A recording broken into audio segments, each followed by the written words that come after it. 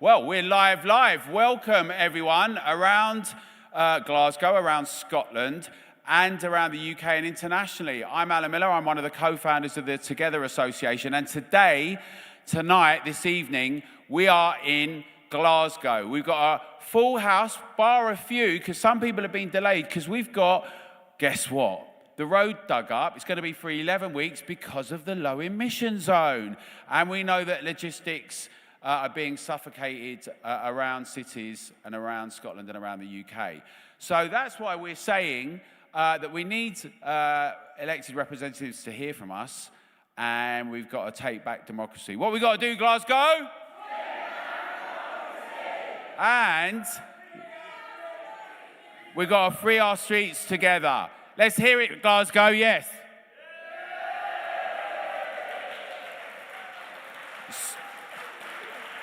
So I'm going to ask our speakers to join us. I'm going to introduce them in a little while. But first, as they're joining us on the stage, Natalie is going to say some words from Edinburgh. She's been campaigning.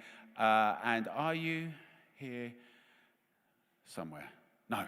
Oh, yes, sorry. Good. Fantastic. Over to you. And come join us on the... Hello.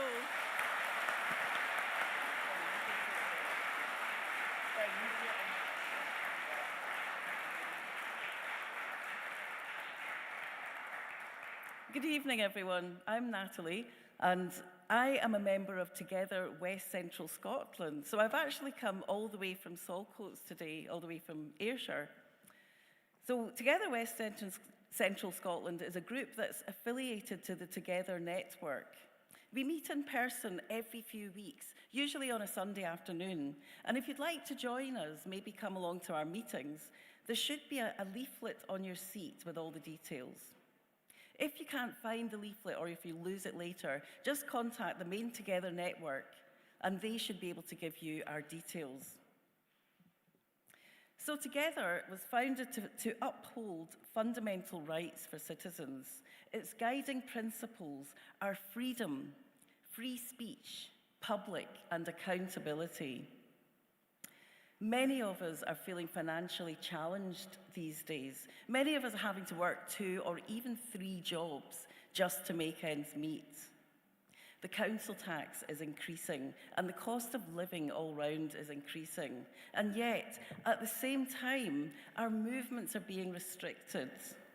We're being put under pressure to slow down at a time when many of us need to move faster just to be able to keep up with the pace of life. So this is where Glasgow's low emission zone has come into force last June. It wasn't completely out of the blue, but I think the effects of it have taken people by surprise. It's not always clear which vehicles are eligible for the zone and which are not, or when that might change. Sometimes it only becomes clear when you get a fine. There are plans to reduce the speed limit on the M8 motorway to 30 miles an hour where it runs through the centre of Glasgow. A 20-mile-an-hour speed limit is to be introduced to Glasgow's roads this year, apparently to boost road safety and encourage active travel. So we're told that we should get on our bikes, which is fine if you're fit enough, if you're not travelling too far, if you don't have heavy things to carry, and when the weather's reasonably good, which of course it always is in Glasgow. Glasgow city centre parking restrictions are being extended to 10 p.m, 7 days a week. So this will not only hit businesses that open in the evening, but it's also going to restrict the movements of women and people who feel vulnerable going out at night when it's dark. These measurements are enforcements. They're beyond nudges. Nudges are measures that are used to encourage certain behaviours. One example of a nudge was when the Greater London Council, the GLC, introduced the travel card in the 1980s. It was cheap. There was ample public transport, including Routemaster buses, and an extensive underground system, much bigger than the one in Glasgow. And the travel card basically encouraged people to use public transport. What we're seeing now with these extensive traffic control measures is not nudge, but creep. It's a system that's built on enforcing compliance, often with radical restrictions, and once enough people accept them, it pushes them out a bit further. This is creep. The restrictions are tightened and extended and pushed a little bit further. And it only stops when enough of us say no. So I'm really looking forward to this evening. We're going to have some great speakers, and we're going to open the floor to everyone for after 8 p.m. for you in the audience to speak. Can I just ask that you keep your mobile phones on silent and enjoy the evening? I'm just going to hand you back to Alan. Thank you.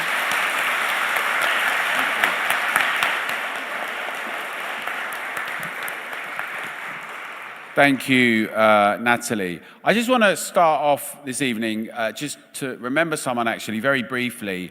It's a woman called Angela McCluskey who I actually met in Paris many years ago, having just left Ibiza, and she was this great ambassador for Glasgow, even though she'd left here many years ago, and she became well known as a singer and an artist internationally, performing in LA and New York and London and Paris, among many other places, with very, very well-known people. In some ways, she was the artist's artist, but she always shone the light for Glasgow, this great city, and she's just left us recently, but she has a fond place in all our hearts. And the thing about this great city is that part of what has made it so great is its remarkable cultural venues, its iconic places that people come to. Some of which, aside from all the galleries and the well-known big institutions, are places that are much loved by everyone, like Thundercat, like the Garage, and like Sub Club. So Glasgow shines so brightly with an enormous contribution to tourism and culture, business and life. And yet we're seeing many measures that are being imposed here in this great industrial city, the champion of the Scottish Enlightenment and development. Because it was in the 18th century, and I know we all learn this, well, perhaps we don't learn it as much as we should do anymore at university and at school, but in the 18th century, Glasgow obviously made such an enormous contribution to the world, with famous figures such as Adam Smith and Francis Hutchinson and James Boswell, who was a student here, of course, and other pioneering intellectuals of the Scottish Enlightenment that went around the world, those inflammatory ideas that were so important and led to the foundation of what we hold to be so dear today, but seem to be under attack at every moment. And now what we see, it seems, is suffocating measures of limits, restrictions, and impositions, not properly represented and engaged with constituents, with Glaswegians, or with people anywhere else around the country. But it's to this that we'll be speaking to this evening with our really fantastic panel, and with you guys, about some of the ways these are impacting and what this means for everyone.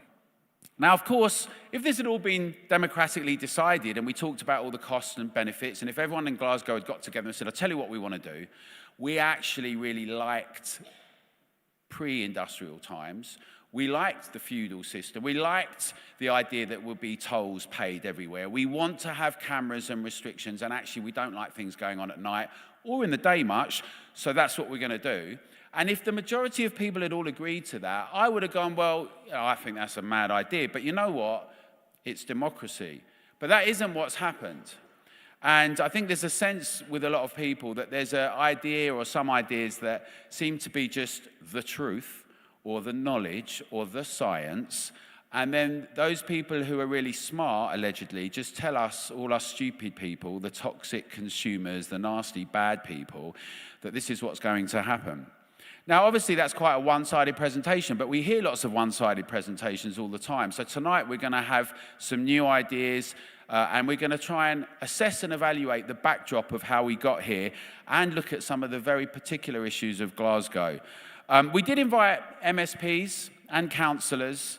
Sadly, they didn't even respond. Now, in Aberdeen, one MSP has responded. He said they couldn't make it. We're going to be in Aberdeen tomorrow night. We're very much looking forward to that. But it seems that local residents and businesses are not important enough, or at least they're not important enough if they're asking certain questions that are not okay to ask. But it's not unique to Glasgow or to Scotland. We've seen this across the United Kingdom, sadly. In Bath, it's been over 370 days since the Lib Dem councillor Sarah Warren, who had agreed to speak to Bath constituents and businesses, has still not responded and has not come out to speak to them. In Oxford, nobody came to the public event that we held, and they still have refused to engage sensibly. We do see some smears. We have seen them change the term. They're getting rid of the term 15-minute city in Oxford, but they're not changing the measures because they think it's a toxic term now. I wonder why they think that. And in spite of all this, and there are examples around the country, and we can hear for some more of them this evening, some really important things have happened. Legislation has been changed. We have had important steps made, both in terms of the discussion, and some people are prepared to have a grown-up discussion now rather than just call people names. You know, one of the things is if you call the majority of the British public far right, it loses any sense of its meaning. If you call people that are genuinely concerned about their communities and about the ability to travel freely and about paying fines and having surveillance continually, if you call them all something, if you call them all conspiracists, you diminish the meaning. And actually, when you do have those people, and they may be a particular concern or risk, it loses all meaning. It's dangerous, it's anti-democratic, it's very dumb, and it's dumbed down. But it's not washing on the public anymore. And it's important to realise that there have been some great wins. And, you know, we could just talk about a couple of them, but there are places like Warrington and Newcastle where the public have actually forced things to change. They've got rid of LTNs. We see in Edinburgh one of the LTNs has gone as well. We know that in boroughs in London and elsewhere that's happened. We know that 500,000 people haven't even had their fines taken up in the Midlands with the clean air zone. 50,000 people have challenged those things and had those appeals held up because it's a bit of a racket that's going on. It's a fine and pay racket, and these zones, which we'll talk about much more, that are going to keep us all safe. We've heard that before, but they're going to keep us all safe.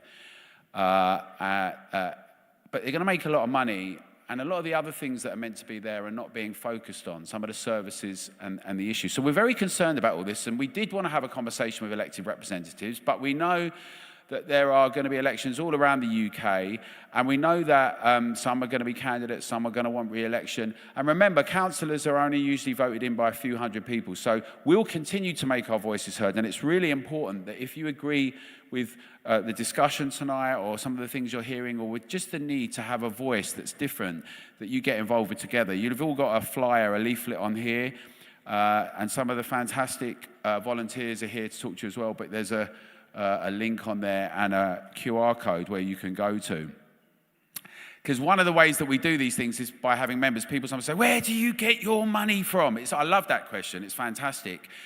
It's because it's from all you guys and people around the country that think it's really important. And we're very proud, and we talk about that all the time. Just out of interest, if you are a member, put your hand up, please, just so we can see. Fantastic. Give them a round of applause, because it's the members that keep us going. And I would really encourage you all to become a member. And anyone watching tonight, and if you tell one of your friends, you get them to do that as well, it would really help us to do that. So I'm going to come on to the panelists, because this is going to be the really juicy part of the night, and I'm really looking forward to getting to this discussion. This is not in the order they're speaking, but I'm going to introduce them in this order. So firstly, next to me is Dr. Penny Lewis. She leads the Joint Architecture Program at the University of Dundee and the University of Wuhan in China. Penny studied architecture and became an architectural journalist and edited Prospect, the Scottish architectural magazine, before becoming a lecturer. Her latest book, Architecture and Collective Life, is published by Routledge and is available. Penny's lived in Scotland for over almost 30 years and is also an advocate for parents. And I'm always really interested by Penny's contributions when I hear her speak and when she writes. So I'm really looking forward to hearing from her tonight. Then we have Donald MacLeod. Donald MacLeod would be familiar to many people, not just in Glasgow and across Scotland, but across the UK. Donald's an MBE, and he's also managing director of Hold Fast Entertainment Group and Life Music presents CPL. He's been a driving force for many years, as you all know, in Glasgow, as well as having been a musician, playing with all sorts of very well-known people. He's a very lively character. What I found about Donald, and I met him when I actually was in nighttime for a long time, and I was one of the co-founders of the Nighttime Industry Association and the Nighttime Economy, and we did a lot of lobbying around that. And I met him in those days, and I was always impressed because Donald will actually tell you what he thinks, even if you don't agree with it or he doesn't agree with it, and he's got that courage, but with a civility and a sense of, this is, if you really respect someone, you want to hear what they think, but you want to hear it in a way that you can engage with and you can disagree. And that's definitely the spirit of Together. And I'm not going to say lots and lots about all the speakers because you can look at them on our website, and many of you will have seen that. But just suffice to say that the garage is a very important venue, and that Donald writes for various publications, as well as has been lobbying around issues on licensing, and particularly has been really instrumental on the question of the low emission zone here in Glasgow. So we're very pleased that he's with us. On the end is Ben Parle, who's a writer and an author. Ben's actually the cabinet chair for Together, for the environment and for net zero, as well as running a really important initiative called Climate Debate UK. Ben writes regularly for many publications, you'll know all of them, like The Daily Skeptic and Spiked. He's often on the news as a commentator, having a row with various people, which is important. And Ben wrote the last two Together reports that we actually brought out, which are really, really important. The latest one is called Clean Air, Dirty Money, Filthy Politics. And it just, yeah.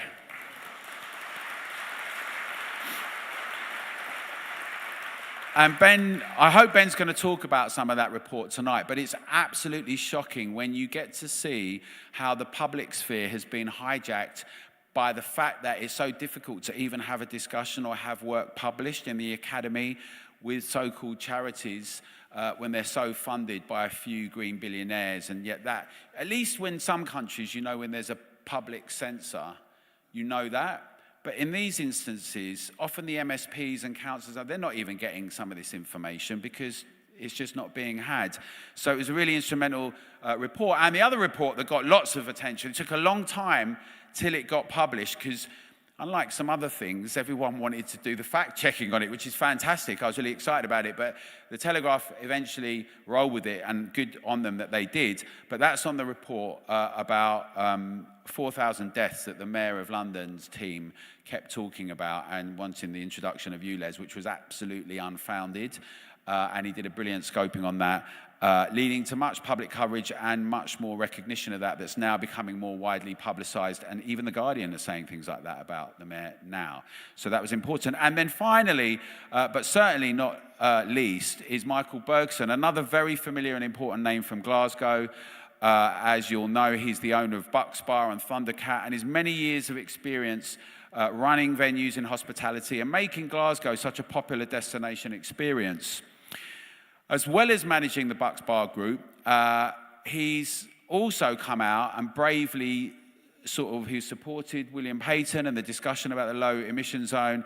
And it should be said that it's, when you've got a licensed premises, you're always on tenterhooks. Right? I know this from personal experience, that if you start speaking in public, no matter how well known you are and how much you're loved, a local hero, the licensing authorities can make life very difficult for you. It takes an enormous amount of courage. We know this because even when we had an initiative to challenge Show Me Your Papers for licensed premises, we got about 1,000 venues across Britain to do it. So many agreed with us, but just understandably, they were under a lot of pressure, and it takes a lot of courage. So I'm particularly pleased that you are here as well, Michael, and I'd like to get you all to give everyone a round of applause.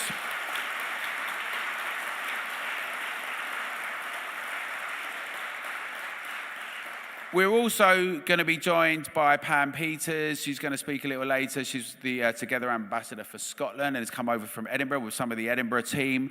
And Stephen Montgomery is going to speak in a bit. He's been delayed by logistics as well. It's amazing, isn't it? They're going to do all these shutdowns, but when it comes to our actual transport, sometimes they can't quite get it to work.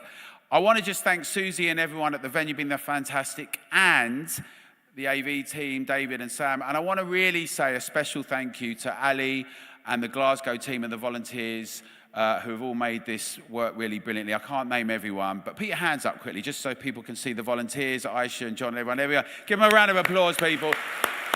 Yes, over there as well. Thank you. So you can tweet and post and Insta tonight. You can do it hashtag Free Our Streets, hashtag Together, @TogetherDeck.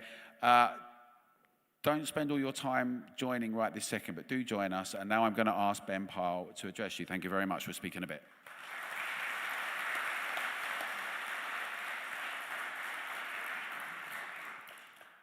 Thanks, Alan. And as Alan has talked about, we have produced 2 reports, mainly based around what's emerged from Sadiq Khan's comments about air pollution in London and what the scientific basis of that may or may not be. And the important thing we've produced, I think we discovered in the second report, is that air pollution, or the sense of an air pollution crisis, is a proxy battle of the broader climate war of net zero, if you like. So both these policy agendas, they're quite big reports, and I've only got a few minutes to talk, so I'm just going to skim on the detail.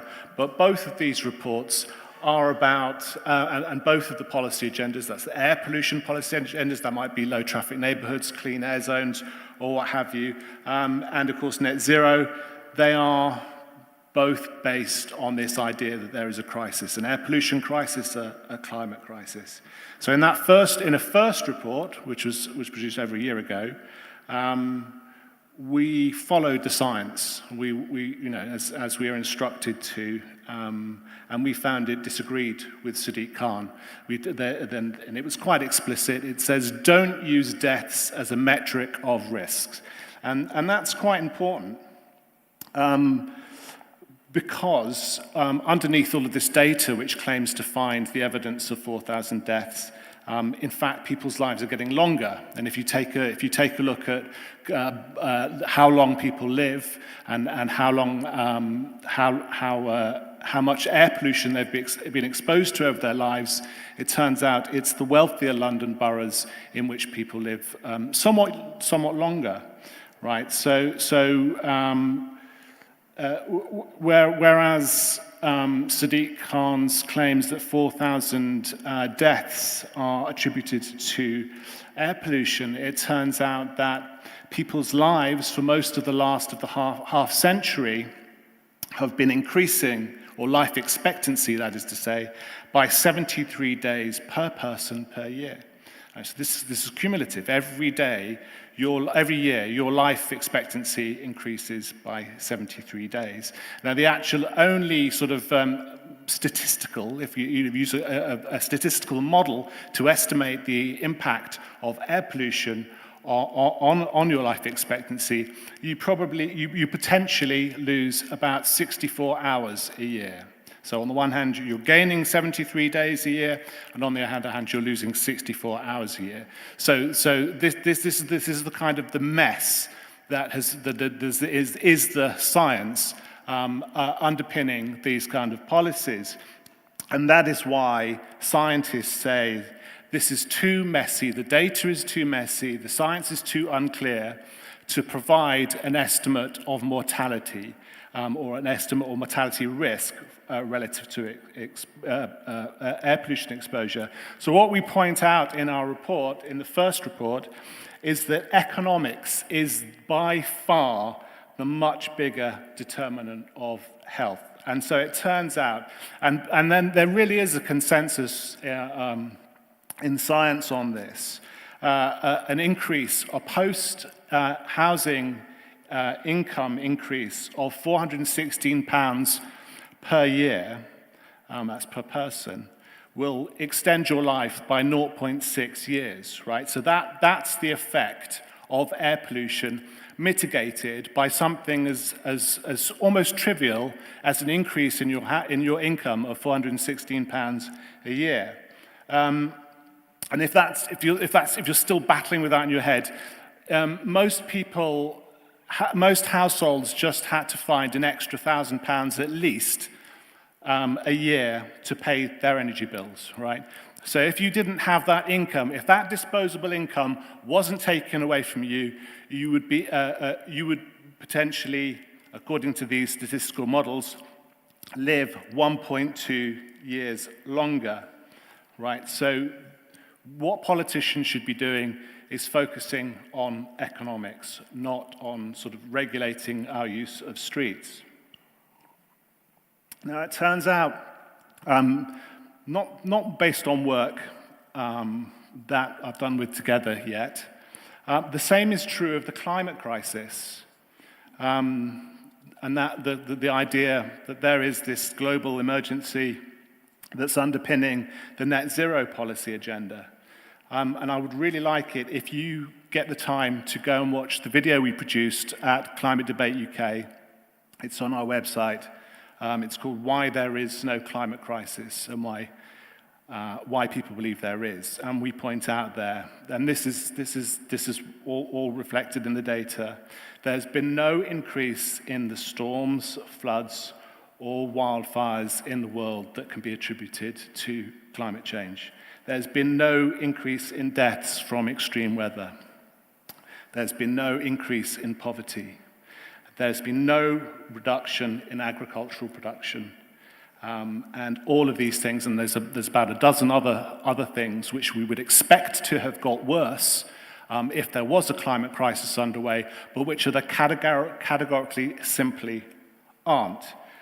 So at this point, many people on the web, if you do a search for my name or even Together and our discussions about net zero, they'll say, don't listen to Ben Pyle. He's a notorious climate change denier. But you have to listen to what I said. There is no climate crisis. It's not equivalent to saying there is no climate change. We're talking about the second order effects of global warming and climate change. We're not saying there is no change in the weather. We're not saying there's no increase in global temperature. We're saying there is no crisis. And both of these policy agendas, the net zero agenda and air pollution agenda, are based, they require a sense of crisis, which has no basis in science.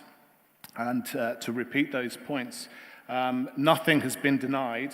We have followed the science. We have used data from the IPCC. We have used data from the UN. And with respect to what we've said about air pollution, we've used the evidence, we quote it extensively, from the UK government's own Committee on the Medical Effects of Air Pollution.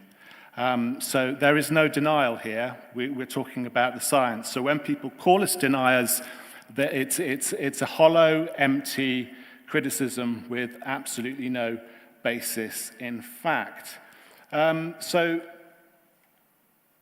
climate and air pollution, I would argue, have never had such a small effect on our lives. It's never had such a little impact. And that raises the question then, so why do these fake crises, or why do these senses of fake crises dominate our politics to the extent that they do, which is, it's kind of the major policy policy agenda for global and national political agendas. So if we go again to our second report, we find in both climate and air pollution lobbying organizations, we find they're the same people, the same organizations, backed by the same billionaires, doing the same thing. So all the groups that are active in climate change just set themselves up, they rebrand themselves, they restyle themselves as air pollution campaigns. These are not grassroots campaigns. These are not people who have just sort of organized themselves and decided to tackle air pollution or to tackle climate change. These are very much top-down organisations. They come from very big money. They're groups like UK 100, which most people on the street would never even heard of. And sort of superficially membership organisations like Friends of the Earth, which you may have heard of, but most people aren't members of. They're not as they're not as widely. They're not as wide as sort of political parties or the such like. But they're very effective at local campaigning campaigning at the local level. So that it looks like a grassroots movement. They are organised, they're able to respond very quickly to these kind of policy initiatives. Anyway, I won't bore you with that. I think they've been able to capitalise on what has become a sort of a near-terminal democratic deficit where governments, all levels, not just local level and national levels, have completely separated from the public. There's no sort of tangible connections left between them. So lacking any real means to connect with the public, that kind of leaves politicians and the entire political process at the mercy of essentially fake civil society organizations that wouldn't exist but for the generosity, if you like, of billionaires with particular ideological agendas, or there's perhaps sort of commercial agendas involved in that as well, if we take sort of things like ESG into account. And this form of politics is set up where it does not require our consent. It doesn't require that we assent to the facts that they use to construct these policies. And I'll finish on the point, if all this sounds like very far-fetched to you, this week, Rachel Reeves, or just last week, Rachel Reeves met with the former Bank of England Governor Mark Carney to discuss how they were going to leverage public money with about 3 times as much private money to find the £28 billion black hole that's in Labour's green policy agenda. Now, of course, Mark Carney is now the head of Mike Bloomberg's business operation. And Mike Bloomberg is the founder and the funder of many of these organizations. He's the president of the C40 Cities, which if you read the report, you'll find out is behind the clean air agenda. And then following Rachel Reeves' meeting, Keir Starmer has just met with Mike Bloomberg himself as well. So, and then today we hear that there's going to be an expansion of the wind power fleet, thanks to New Labour's brilliant policy agenda. So I'm not asking you to join the dots, I'm asking you to ask questions of those politicians and of that process, and maybe the reason that they don't turn up to places like this, to events like this, is because they haven't got any answers. Thanks very much for listening. Thank you. Thank you, Ben. I've been told there is one councillor in the House, so we'll find out about that. Hopefully they'll speak, which is good news, that there is someone. And now, Penny Lewis, please. Thank you. Can you hear me all right? Yeah. I'm not sure whether, my slides are coming. Good.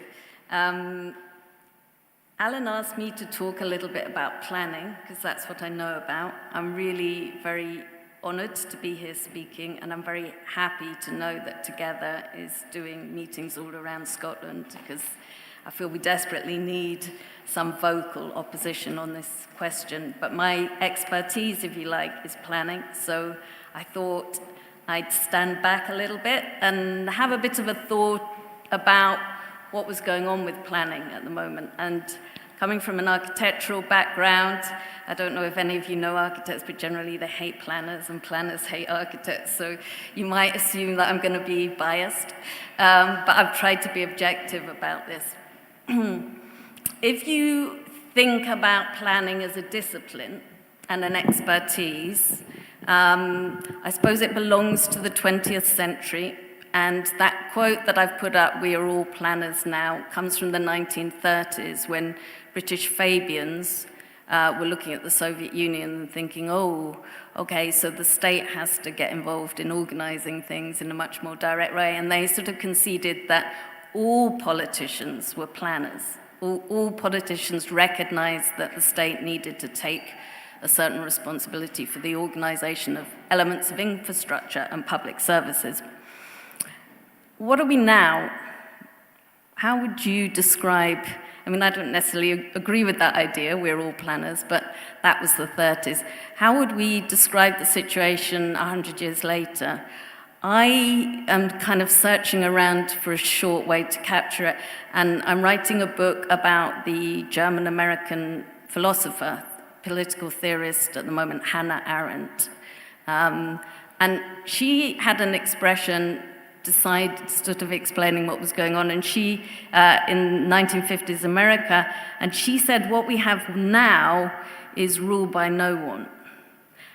And she said, rule by no one is an interesting thing because you might think it gave you freedom and capacity for self-government, but actually the rule by no one that we have is just a situation which can be more authoritarian than anything else you imagine. And this is a woman that escaped the Nazis and wrote a book about totalitarianism. So I think we're at a very interesting moment where the officials and the experts that take responsibility for planning our society and the politicians who are supposedly guiding them are guilty of this rule by no one, except that they do like to interfere. So we have a general culture where any of the real problems that exist, the real deficit in housing, the real difficulties in mobility of us traveling properly, the real shortage of trains, all of these real issues are not addressed.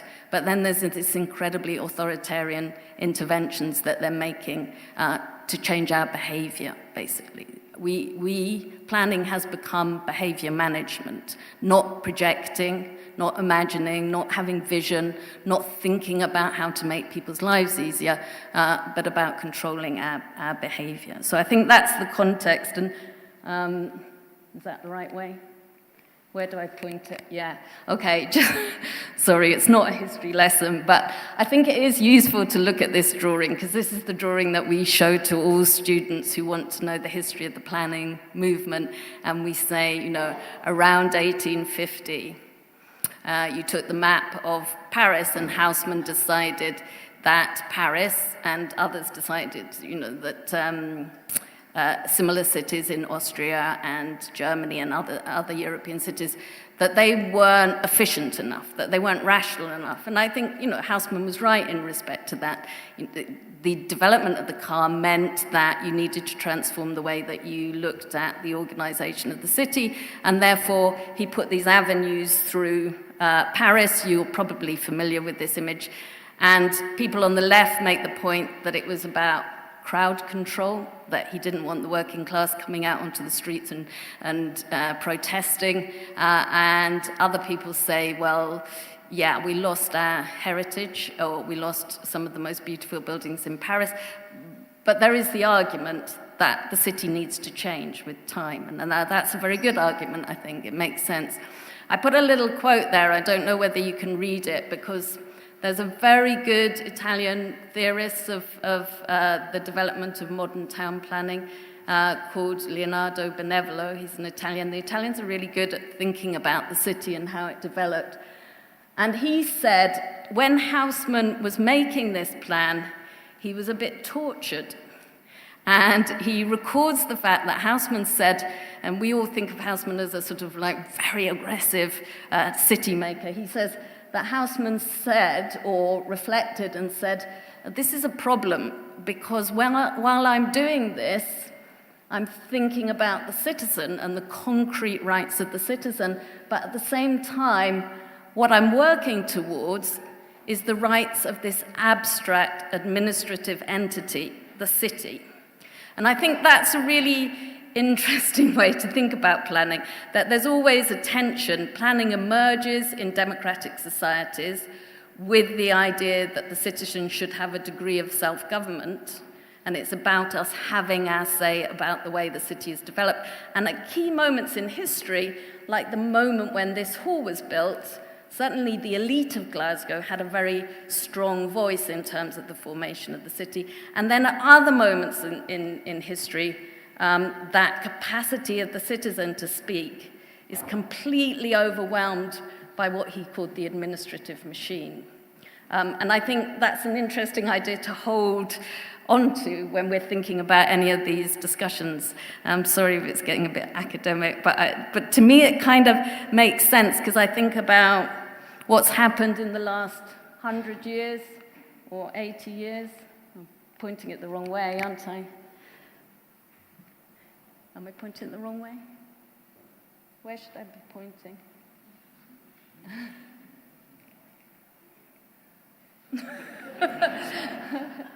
Oh, can you have a go? Anyway, if you think about the last 80 years,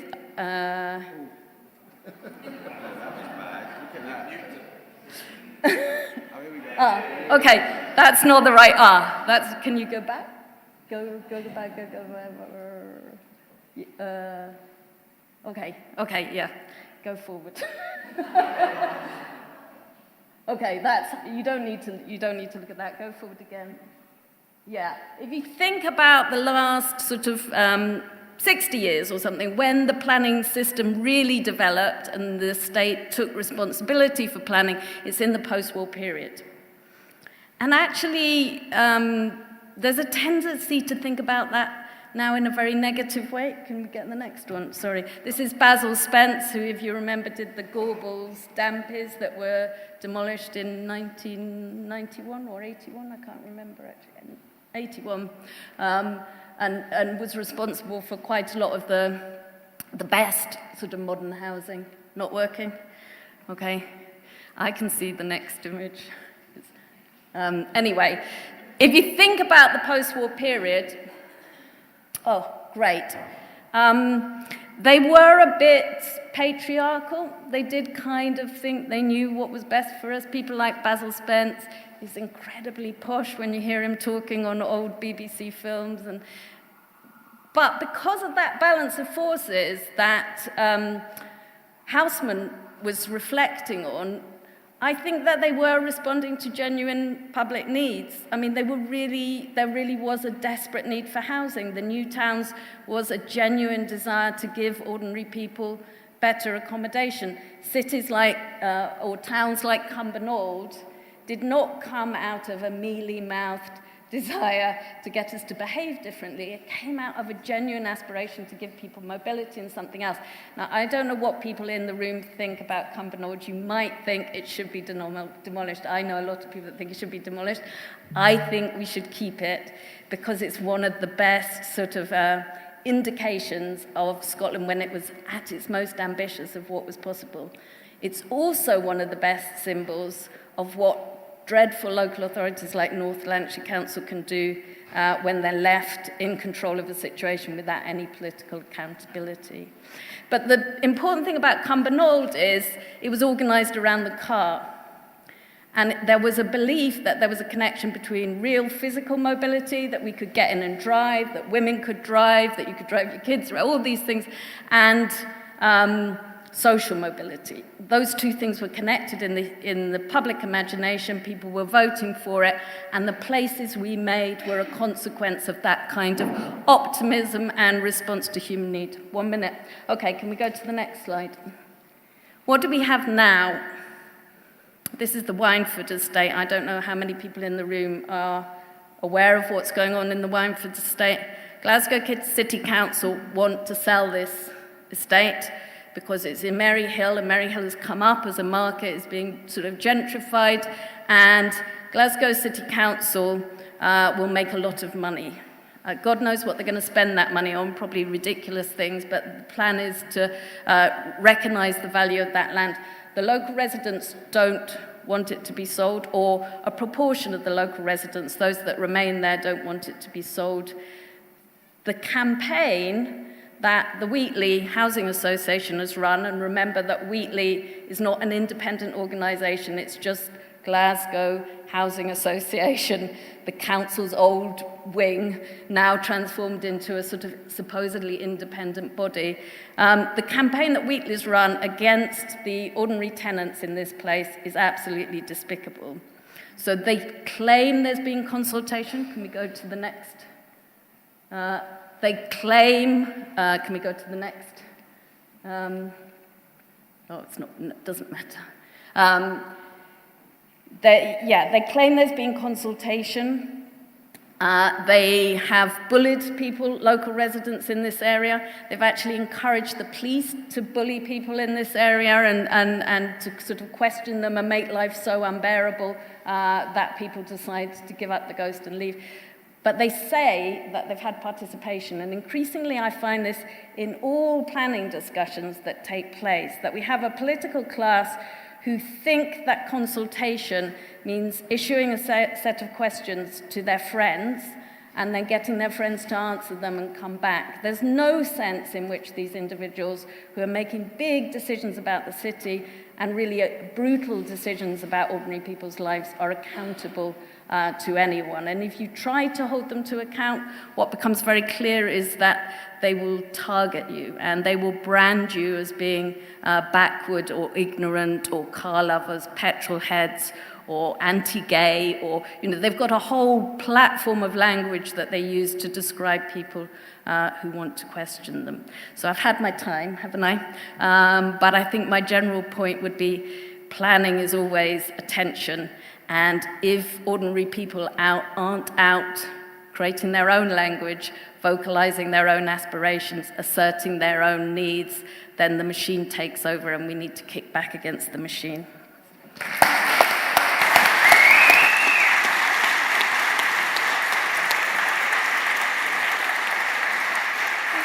Thank you, Penny. And now, Donald MacLeod. Hey. Talking about getting targeted, eh? Okay. Just get this right. We don't want it booming everywhere. Good evening. My name is Donald Cameron MacLeod of the Clan MacLeod, a craggy 35-year veteran of Glasgow's, indeed Scotland's, live music industries and world-famous nightclubs, the Garage and the Cat House. A spokesman for the NTIA, NTE, Nighttime Economy, for those that don't know, SLTA, and a general rogue, I suppose, an annoyance in Glasgow City Council. I'm also the convener of the licensing forum there. I'm also an employer of 150 staff, and I'm desperately worried about continuing that role, being able to employ them, but we'll come to that in a wee minute. I'd like to thank Alan and Together Declaration for asking me along to speak to you all tonight, but most of all, I'd like to thank you, the audience, for coming along to listen. I don't know if you'll be thanking me at the end of it, right enough. I should say from the off, and I really mean this, I'm not firing in all cylinders today. I've come down with a cold, some clatty bastard in EasyJet on Sunday. I'll blame them anyway. So if I start coughing and spluttering, you have my permission to wear a mask. I also noticed that, and I find it odd and slightly unsettling, that today, 4 years to the day that my brother Callum sadly passed away, just a week after the start of the pandemic lockdown. A lockdown that ravaged the UK's hospitality sectors and gave our politicians unprecedented damaging powers that enabled them to change the way we work, travel, interact and live our lives. That I find myself on a stage after all those restrictions were meant to have been lifted and having to again defend my business, my staff, my sector, the way I travel, indeed my way of life, as a plethora of new, more insidious, undemocratic restrictions are installed by those very same politicians is worrying indeed. They say that Emperor Nero fiddled while Rome burned. Now, where's Penny? You know, you like your cities there. Well, that may or may not be true, but what many historians agree on is that he provided the matches and ordered it to be razed to the ground in order to build his golden new city, Neropolis. And it seems history is now repeating itself. Whole towns and cities across the UK are being altered, changed, redesigned, reshaped beyond recognition. Of course, not cleansed by the destructive power of fire ordered by a crazed dictator who thought nothing of incinerating tens of thousands of his people, but by undemocratic stealth put in place by some crazed politicians who lack empathy or care to those who are ultimately charged to look after.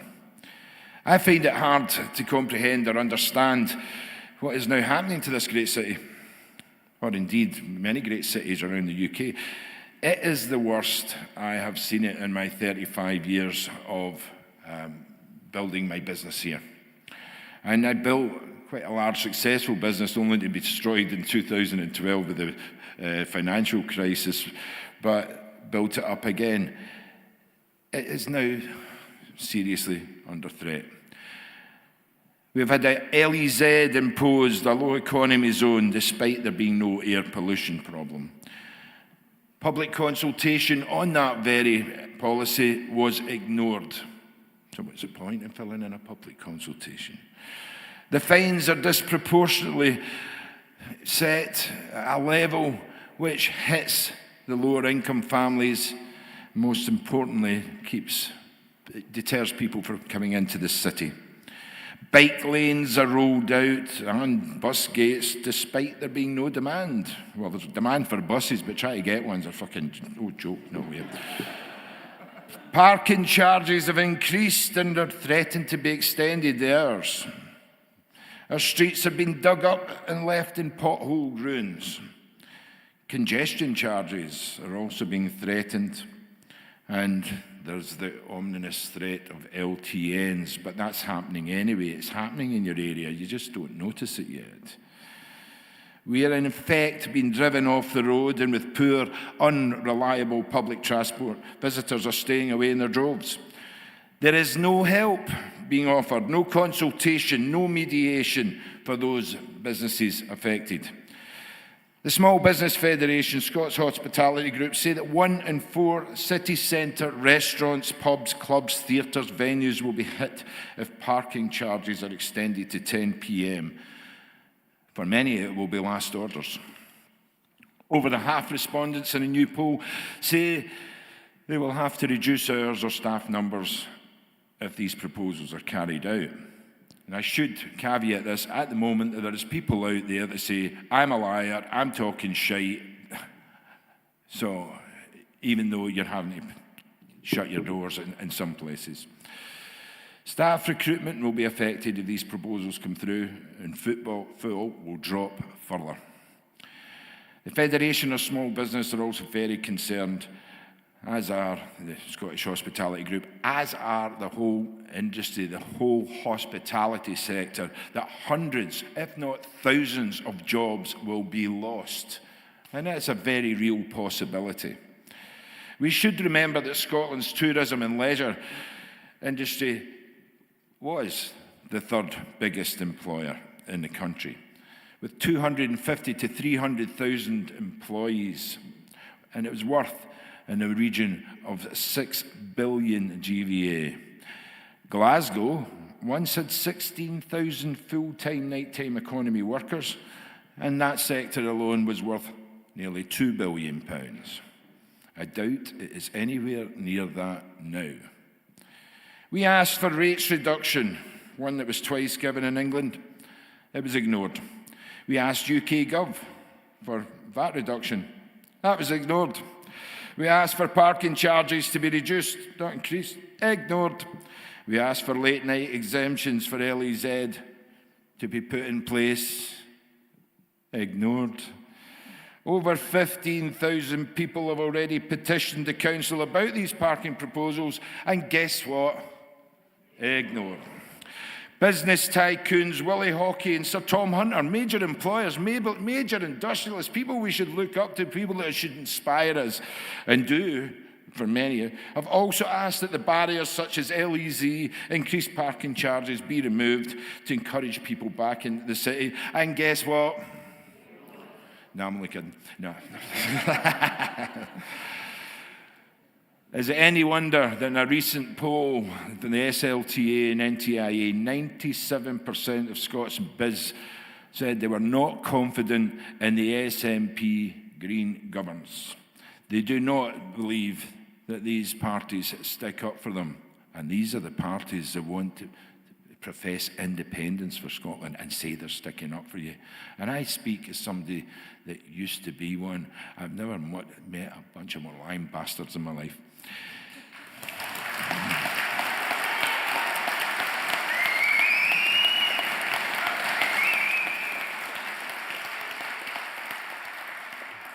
They have forgotten that that SMEs are the backbone of the economy.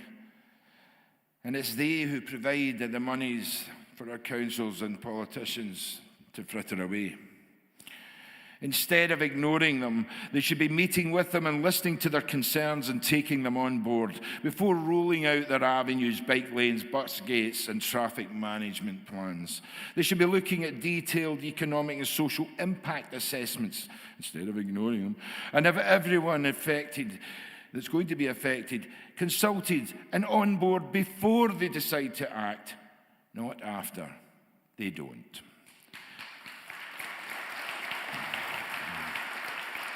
Where is the aspirational ideas? Where is the entrepreneurial spirit? Where is the support? It's non-existent, and it's very depressing. Now, before I go and sit down, I'm reminded of an old joke. My wife said, "I make love like a painter." I said, "What, like Da Vinci? Smooth strokes, attention to detail, and the result of a masterpiece?" She said, "Nah, like the council, a rush job, leave a fucking mess, and I have to finish it myself. Good night."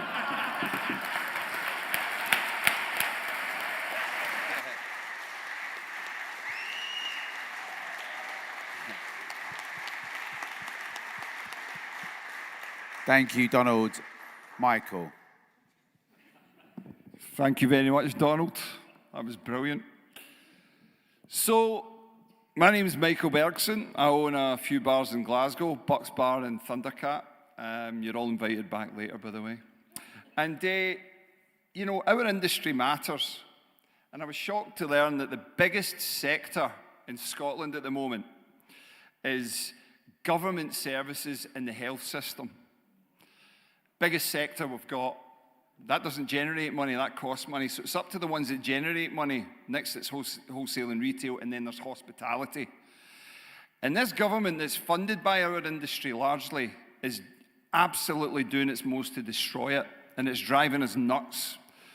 And recently, it was revealed in UK Hospitality survey that 33 pence in every pound you spend in a pub or a restaurant goes in tax. When you add it all up, the duty, the VAT, etc., etc., etc.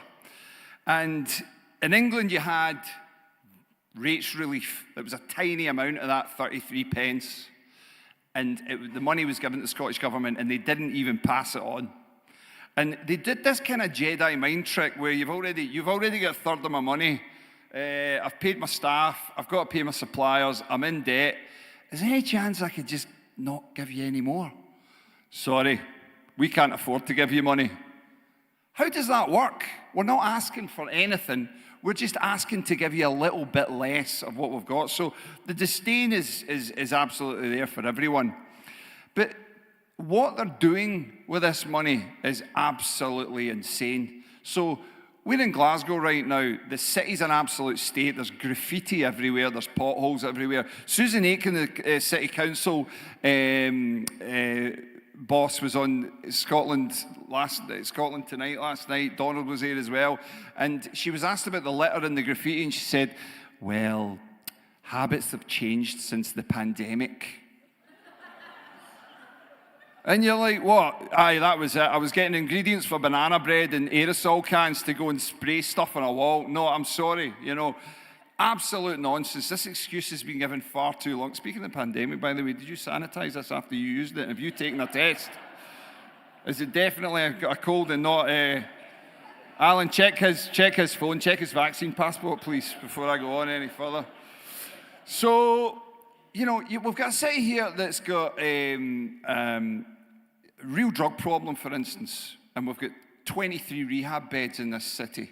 And we think, what's the best use of what we can do with these funds that we're so short of? I'll tell you what, we'll take those perfectly good pavings in Suckyall Street and we'll chop down those trees and we'll rip it all up so that we can build rain gardens in a city with 90 fucking parks. Sorry, am I allowed to swear? I'm in church. But yeah, we are a compassionate welfare state that's got better values than those evil Tories. And by the way, the only councillor that's turned up here today is Councillor Thomas Kerr, who's a Tory. And let me tell you, whatever you think of politics, he's here fighting for us. And he's helping to fight this nonsense. So thank you for turning up. Are you a councillor as well, miss? Just checking. I didn't buy this year's edition of the councillor calendars. I know you were Mr. December last year, Thomas, so I know what you look like. But anyway, so, with this welfare state, with this compassionate economy.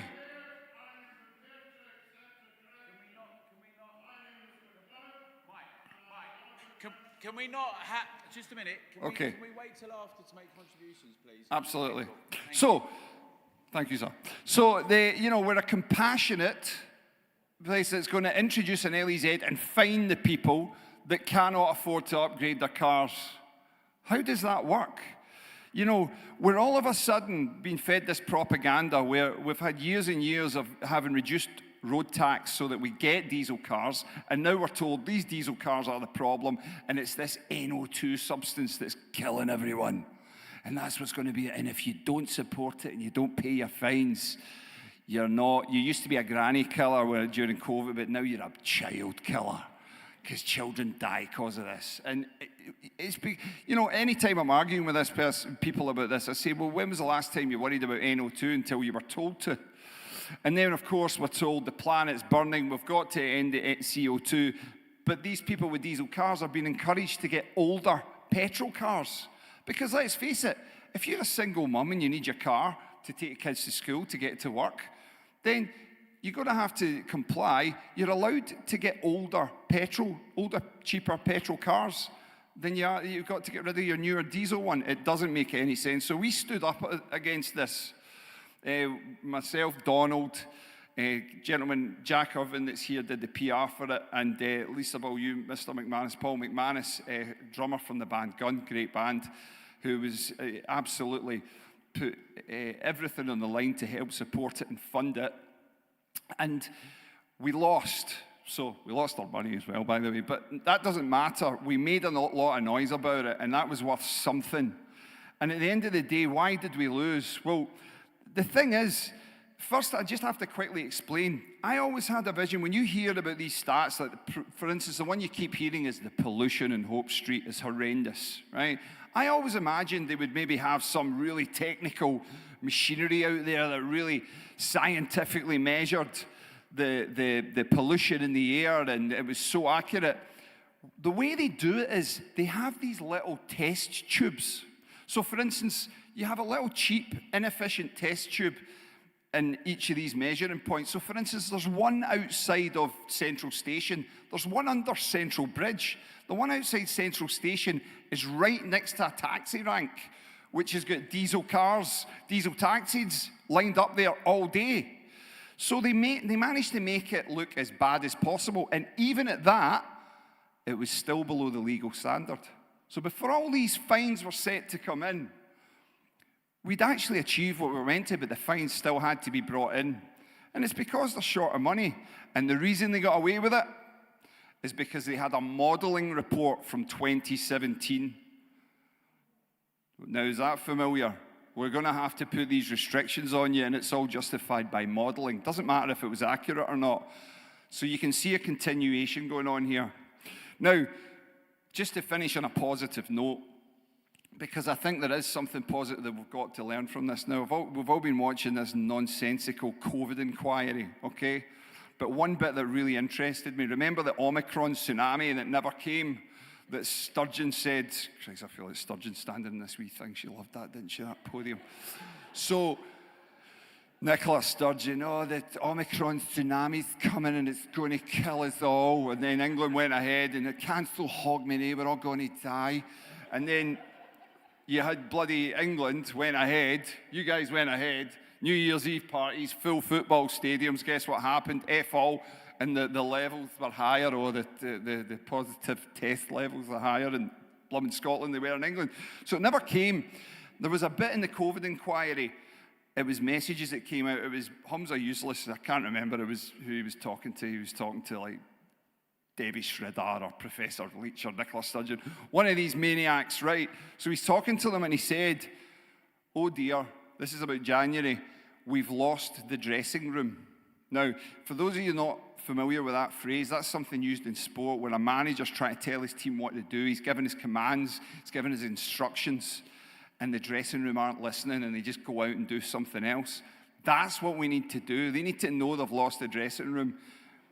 Make sure they understand that you know that they're talking nonsense, that you know that they're lying. But most of all, be angry. Don't be afraid to be angry. Get as many people involved. Never be afraid to speak out. And always remember, guys, we are right. When you're right, it's worth fighting for. Thank you.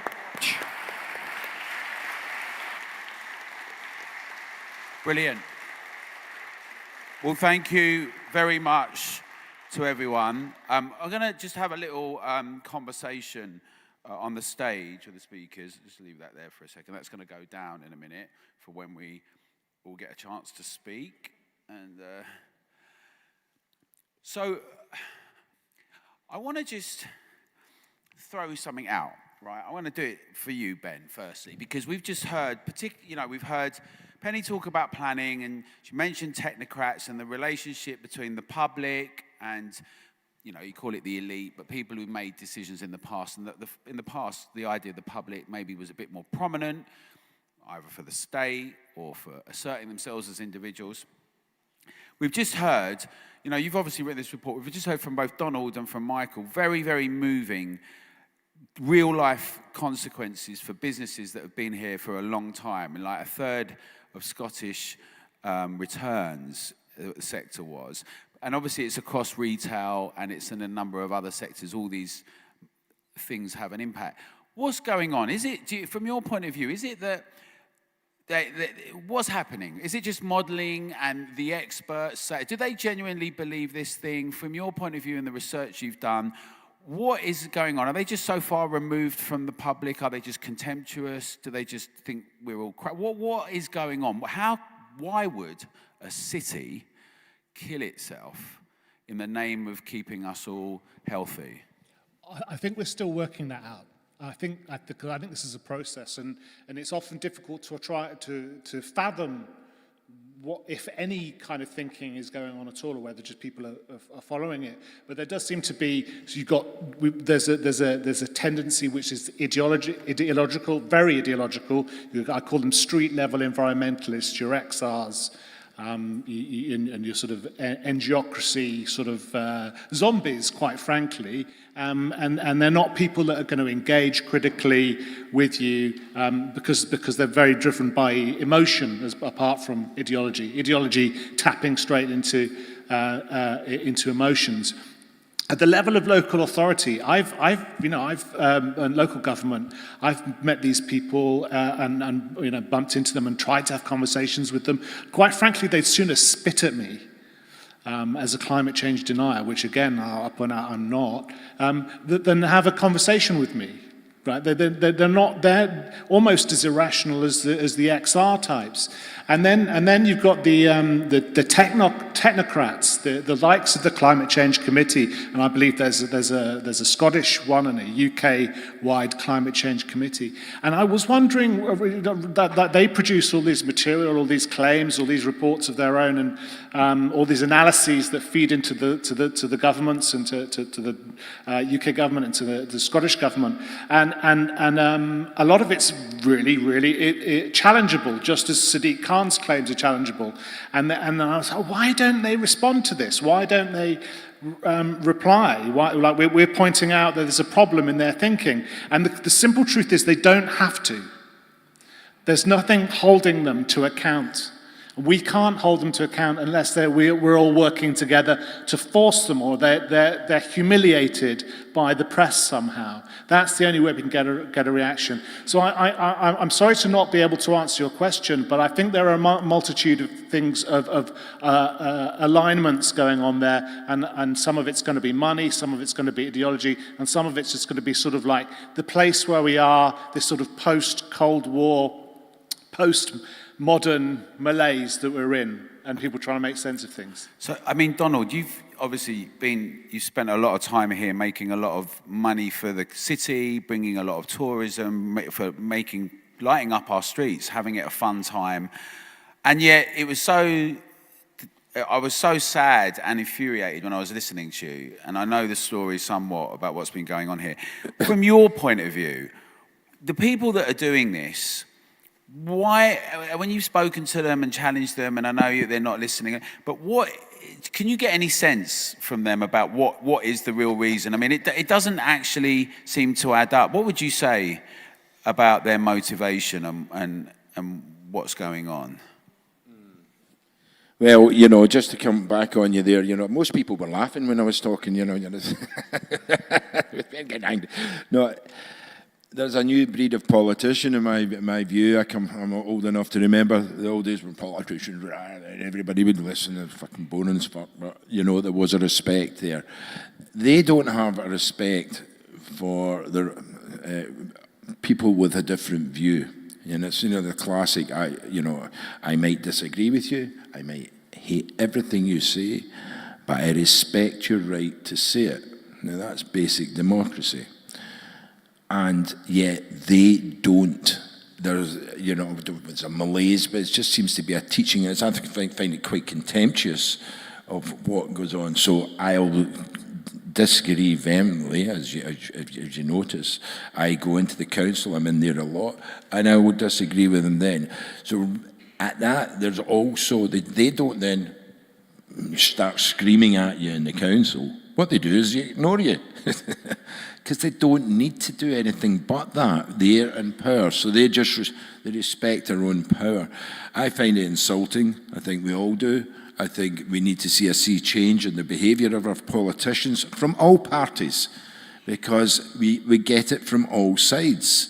And there's this big division right down the middle, and in Scotland that division is amplified because of the independence debate, where they cannot have it's confused as fuck with me, by the way, because I was, as I say, in that for 40 years and pulled out because of their lack of democracy, their lack of support, their lack of compassion, their lack of empathy when it came to helping people through the pandemic. They said all this stuff, but they didn't really do it. So we have a bigger problem up here, I do think, than just, say, the Labour or a Tory battle down south. But I think the question, how do I feel? Well, I feel that everybody else is extremely frustrated, extremely disappointed, and hope for change in the near future. All right, thank you.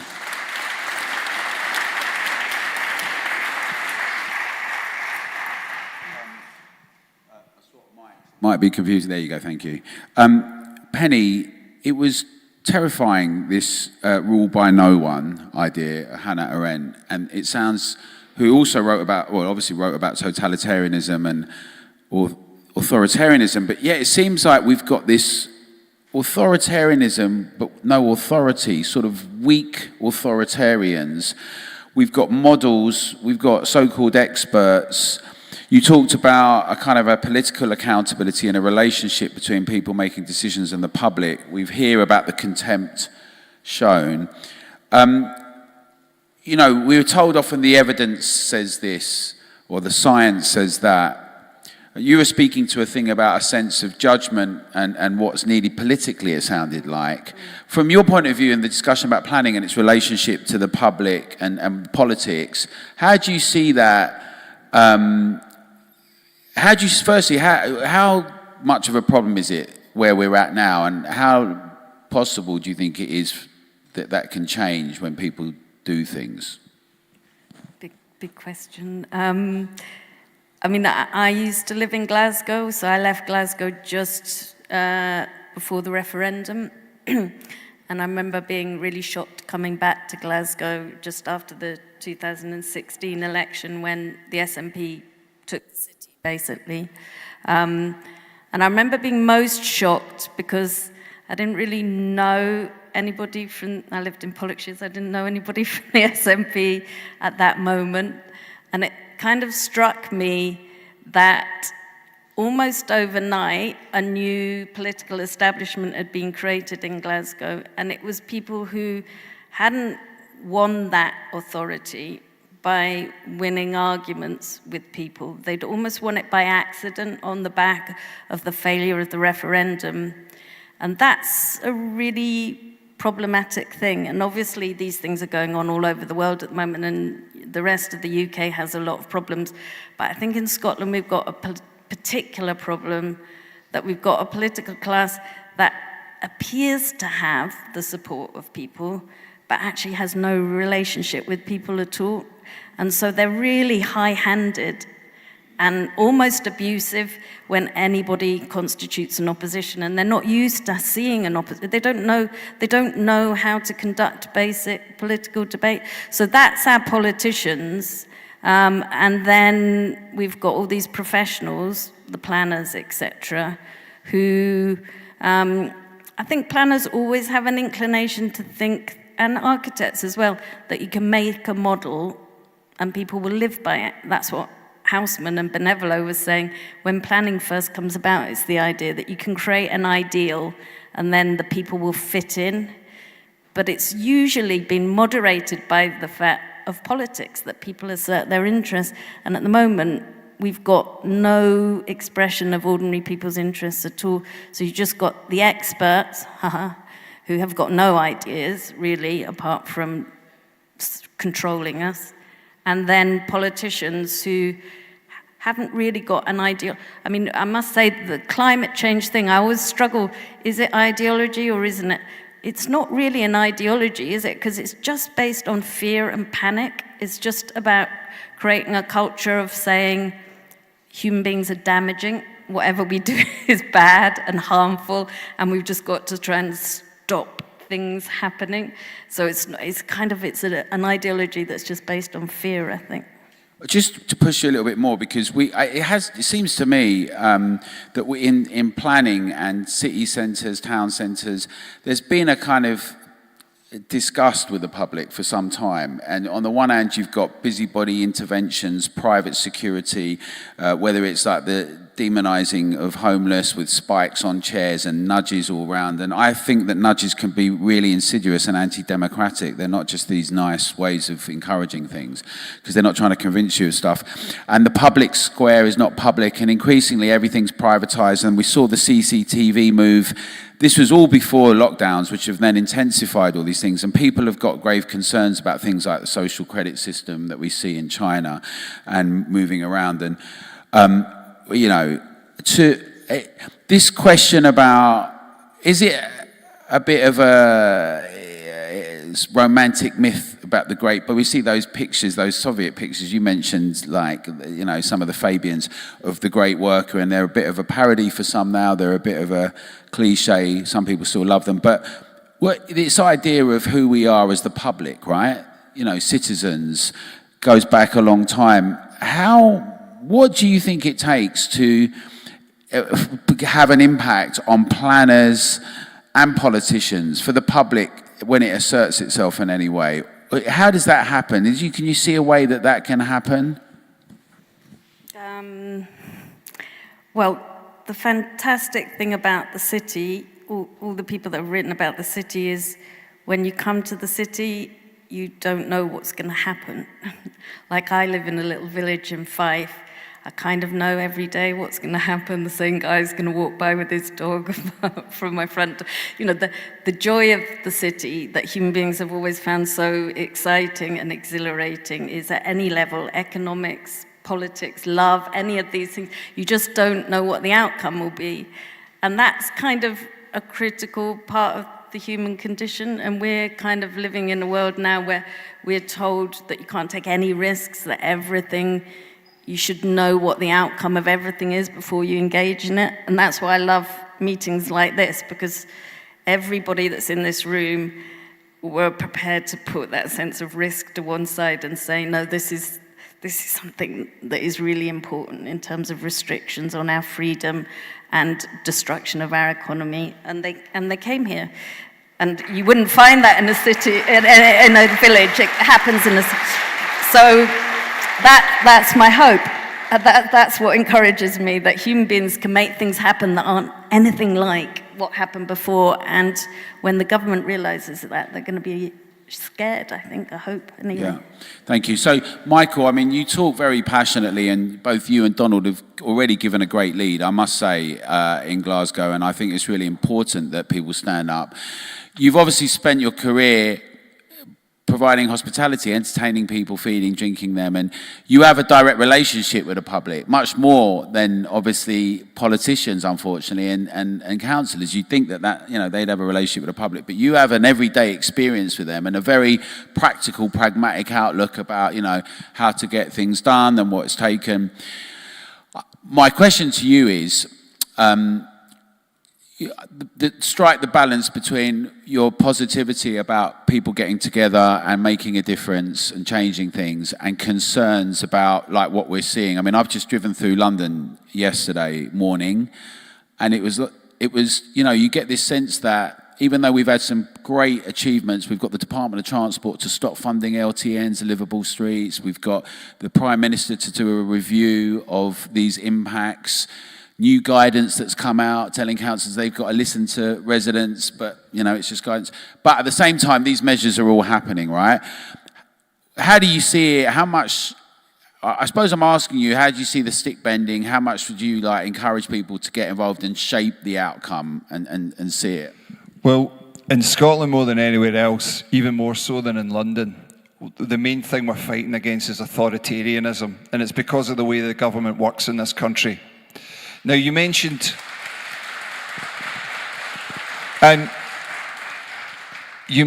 you know, this kind of Soviet thing that goes on. In the old Soviet Union, a one-party state, the word Soviet actually means committee. It was effectively everyone had to abide by the ruling committee. That's the way the SNP political party works.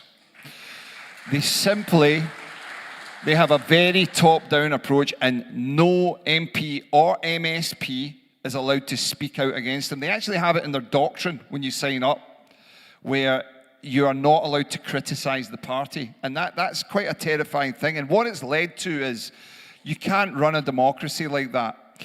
And what it's led to is that you have this where they have just complete incompetence. And there's only two ways you can get favour as a politician. One is competence, and the other is by appearing the most virtuous. And they're just doubling down on the virtue. And it's, if you don't support them, you're a homophobe. If you don't support them, you don't care about Palestinians. If you don't support them, you hate trans people. And it's quite phenomenal how you know, they're trying to do that to make people feel less confident to speak out against them. It's so important to speak out against them. And, you know, there's plenty of people in this room that do, and you've all got to just make sure we lift the fear and that we don't, you know, we've got members of the press, we've got members of organisations, and at one point we've all thought, is this the best thing to do? It's absolutely the best thing to do. It's the best thing to do for our country. And what you've done here, Alan, I think the only way we can do it is fight it locally first. That's what we need to do.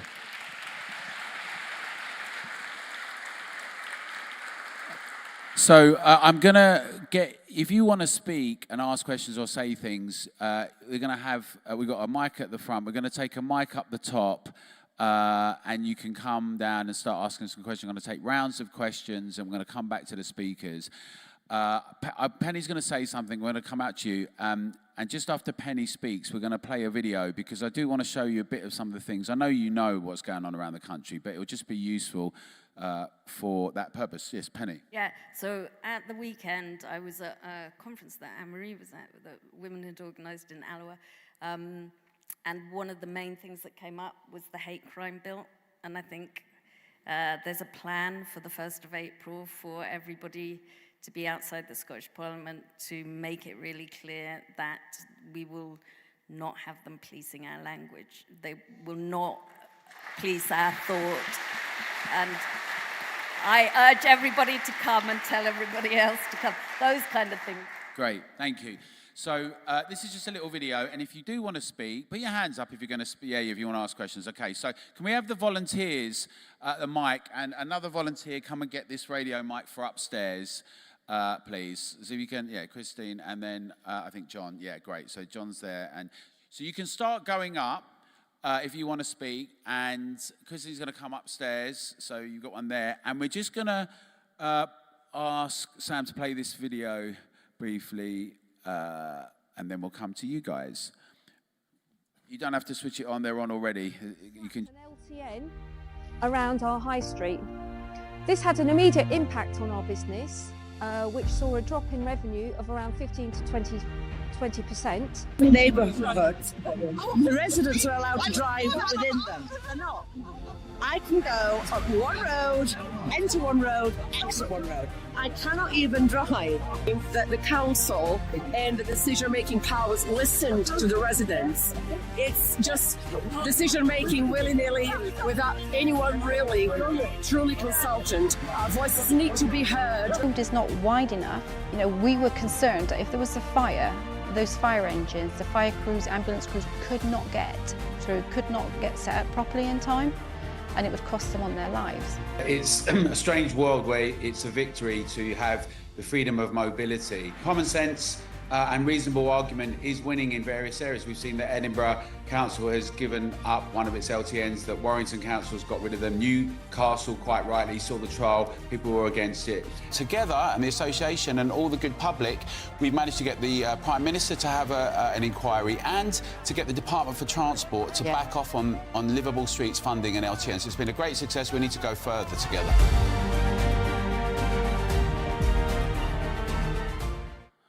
Right, we're going to start at the bottom, and we're going to go up and down, one from each. So John's going to, our volunteers are going to hold on to the mic, because that's just the way we like to do things. And yeah, and you can say who you are if you'd like to. Hi, I'm Theo Holtum. I'm a scientist. You can trust me. I moved to Glasgow in 2006. I'm also a small business owner. My business is wind farm analytics, and I love wind farms. Okay, but, you know, I consider myself a tree hugger, and I'm sure many of you are tree huggers. I've seen some of you. And we're all against air pollution, okay? But I'm also part of a group which has been protesting against the local exclusion zone, the so-called low emission zone, the local exclusion zone, excluding people and businesses, not the molecules. You know, I would encourage all of you to do a toot if you support protest, if you've not done it already, because it's amazing what kind of support you get. You know, and when you're standing there and everyone is tooting one after another, we've been down at Jamaica Street on the river, we've been over at Charing Cross, non-stop tooting, you realize that no one voted for this. You know, these politicians, they act like wannabe pharaohs. They think they can dictate all this to us. But they're forgetting that they're supposed to be serving us.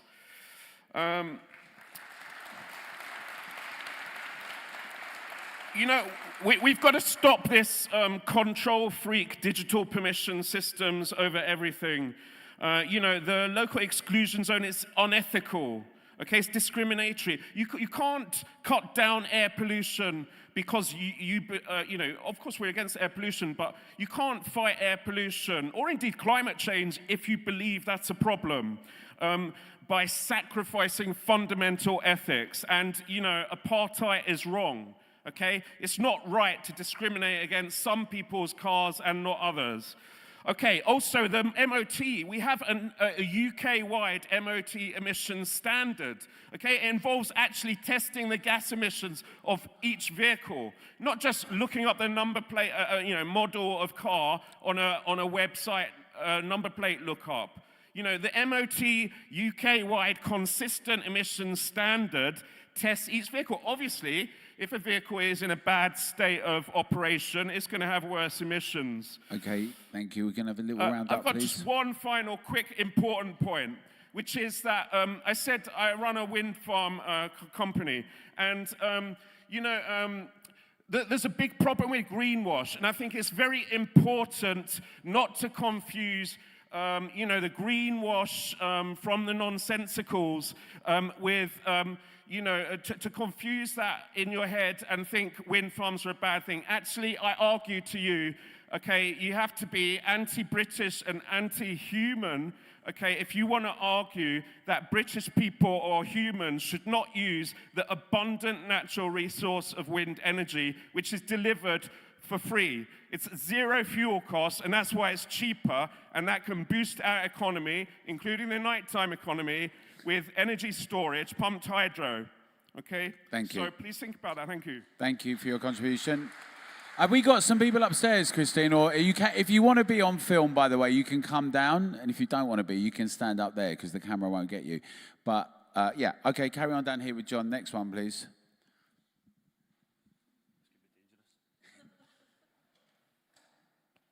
So, hi, my name's Justin Wingate. We operate a trade title in Scotland for the hospitality industry called On Trade Scotland. You've probably noticed that already.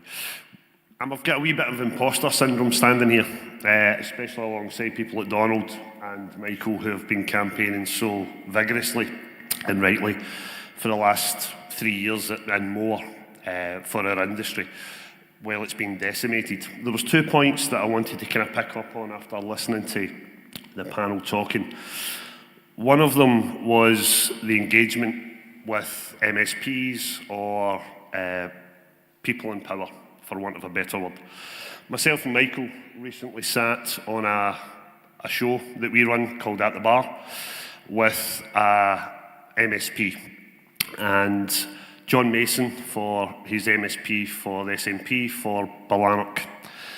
Now, I was actually taken aback when we spoke to John because I was expecting one thing from his engagement through social media that he had with us. And I was taken aback, I think Michael was as well at the time, when we spoke to him about, he came across very well, he spoke very well, and he seemed to come across as if he wanted to support the industry in certain ways that he could. So I was very, very surprised to see that literally 2 weeks later in the parliamentary debate, he completely contradicted every single thing that he said to both myself and Michael on camera and in writing, to say that he just completely changed his entire conversation as to who he was speaking to. We then had a conversation in the press, and he's continued over the last few months to behave in a certain way on social media, touching on Penny's conversation about how they believe it's right to interact with us. 10 years ago, would anyone in this room thought a sitting MSP would communicate with his constituents via Twitter or X? I just don't think anybody would. One of the other things I wanted to pick up on was a conversation that Penny was having in relation to planning. We're in the middle of developing a report which is involved a number of departments and bodies which we've been compiling since LEZ came in. And it's about the kind of planning aspect in relation to how the cities are formed and how things are changing. One of the aspects that we've got input from is out-of-town shopping centres, which are based across the UK.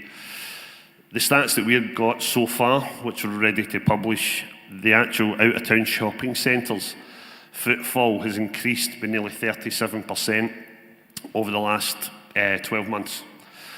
One of the things that every single one of them has in common is free parking. Vast amounts of free parking.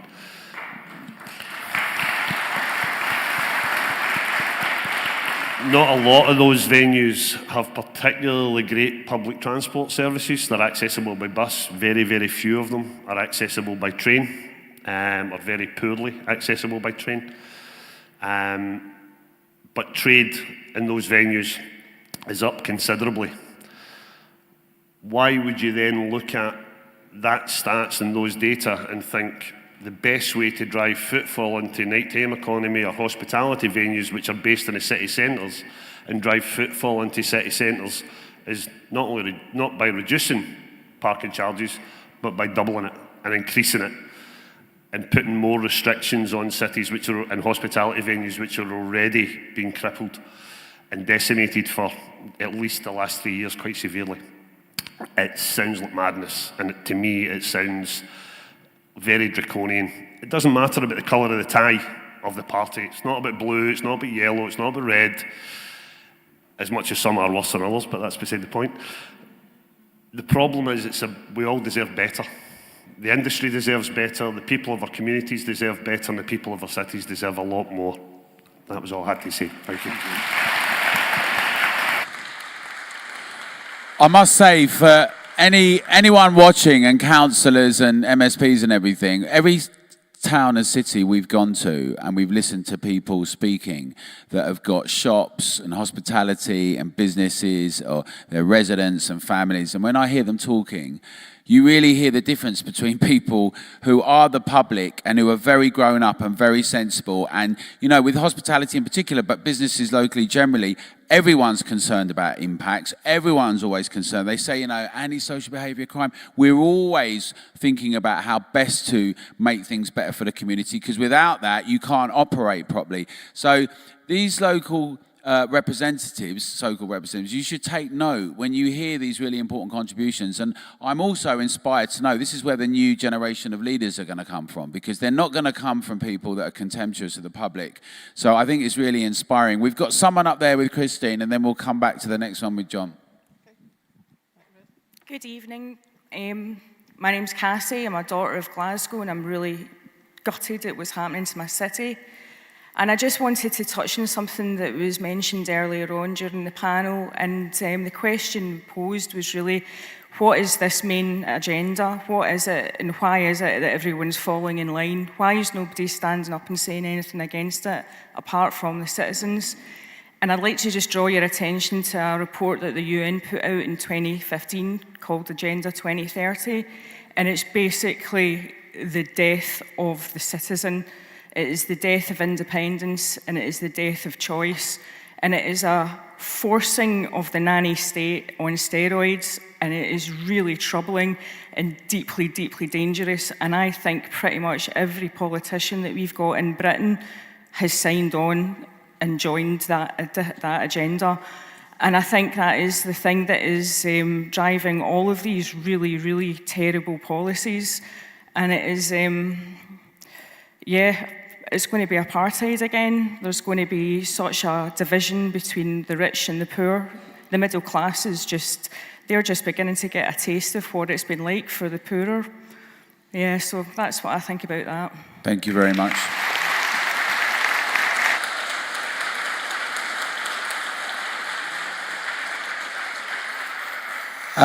It's good to get loads of contributions. You can ask questions as well if you want. We're not going to force you to, because there's lots of good stuff in here. We're going to come back to the panel in just a second. So we'll do one more, and then we'll come back to the panel, and then we'll go out again. Good evening. My name is Mark Wilkinson from Edinburgh. So take back control of democracy is tonight's slogan. There has been an air of depression tonight and frustration, which I think we all feel. What I would like to do just now is to try and bring an air of hope to tonight. I believe that we should extend the wonderful campaigning that Alan has driven and all his team for the last 4 years. I think we should extend that campaign to making an attempt to take control of government.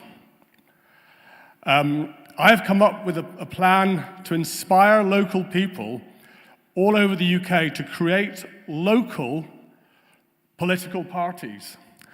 I'm here tonight to see if everyone in this room would consider coming together to create a new political party for Glasgow. The idea is for the party to be called simply Glasgow People. And the party slogan would be, "Do not elect politicians again. Elect people." The problem with the career politicians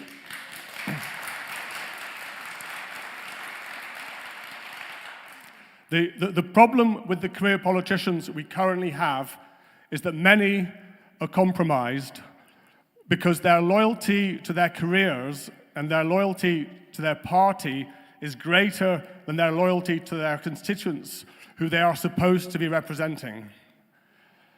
So key to the party's success is for it to stand for Glasgow and represent the people of Glasgow. So my question to the panel is, will you support this Glasgow project? And do you have any advice for me and the people in this room who will get involved? Thank you very much. Thank you.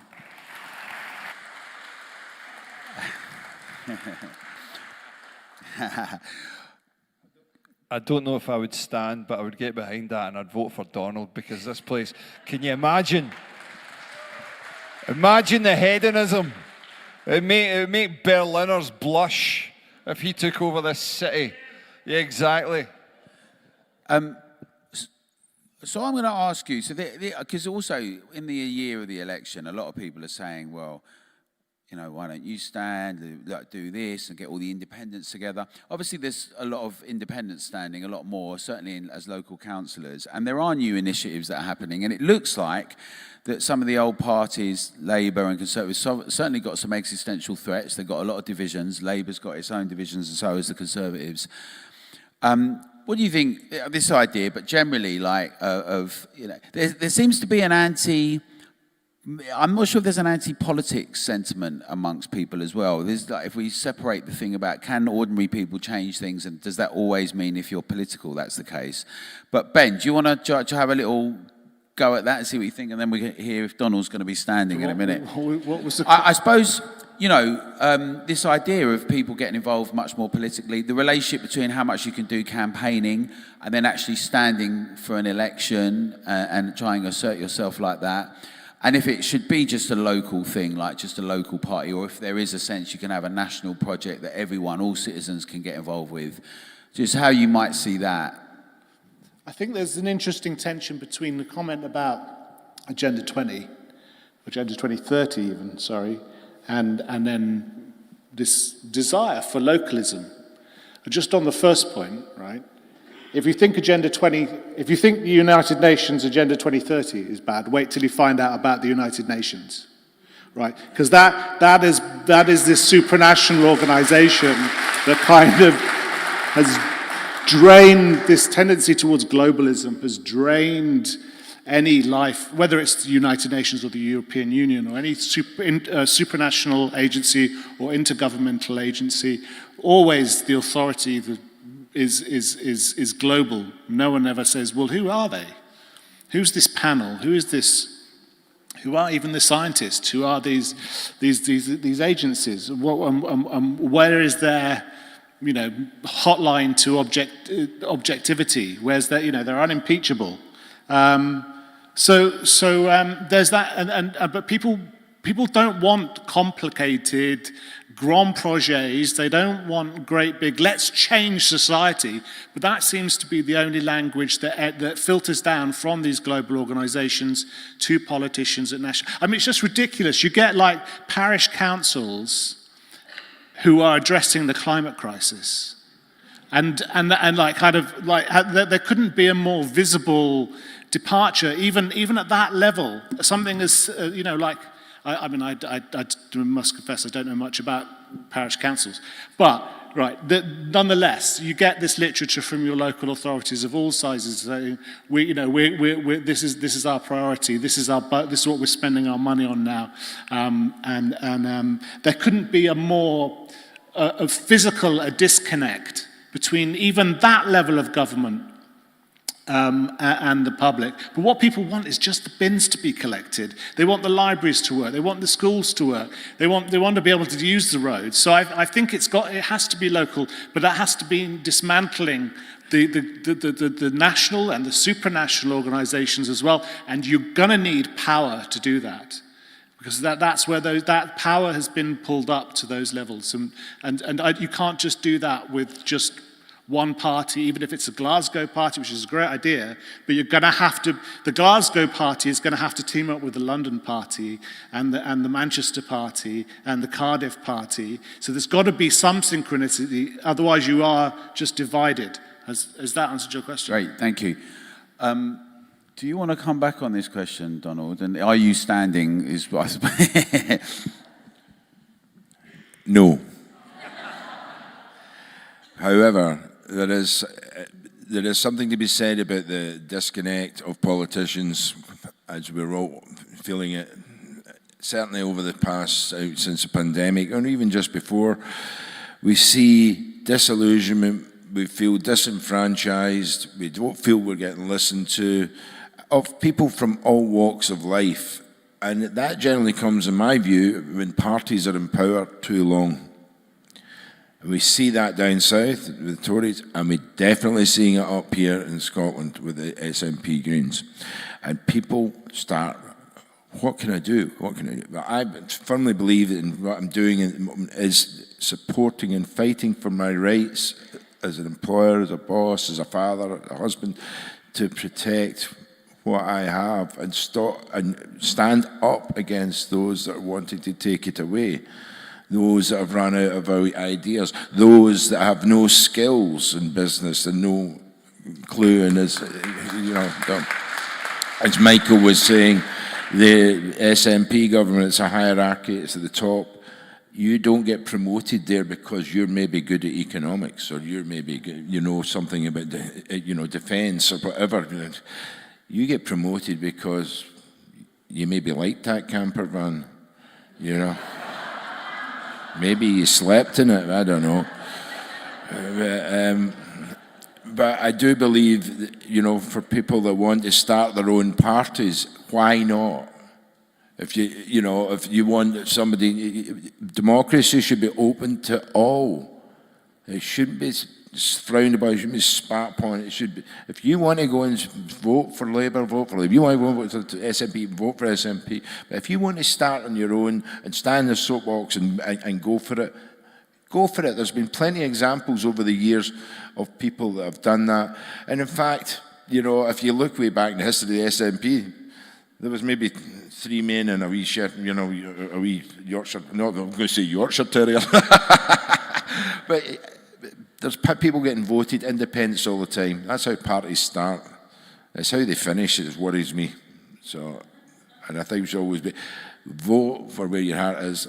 Let democracy flourish. At the moment, it's not.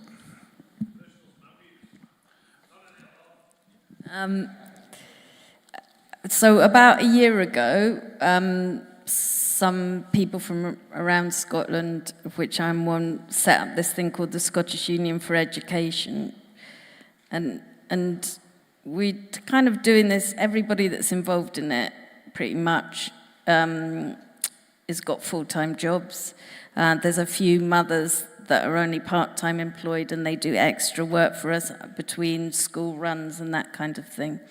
But basically, it's all people that have got a lot of other things going on in their lives. But we meet every Friday and we have what we call an editorial meeting, and it's just an opportunity to talk basically about what's gone on in the news, what parents have reported, and it's the most life-affirming thing that I've done. It sounds like a religious experience, but it's really true that if you say, I'm going to form a party because I want freedom, or because I think the education standards are rubbish, I'm going to form an organisation and I don't want my kids being taught LGBTQ inclusive education, then you have to have discussions, you have to learn to listen, and you have to learn to speak, and you have to learn to understand. And so I'm not really against politics, because I think it's the way we make sense of the world and we express ourselves and we hear what other people are thinking. I'm against career politicians, like the guy said, but I think we really need to get into the habit of listening to each other, speaking, forming organisations, and then working out where we disagree as well, because that's how you get a pluralistic society, and that's what we really need.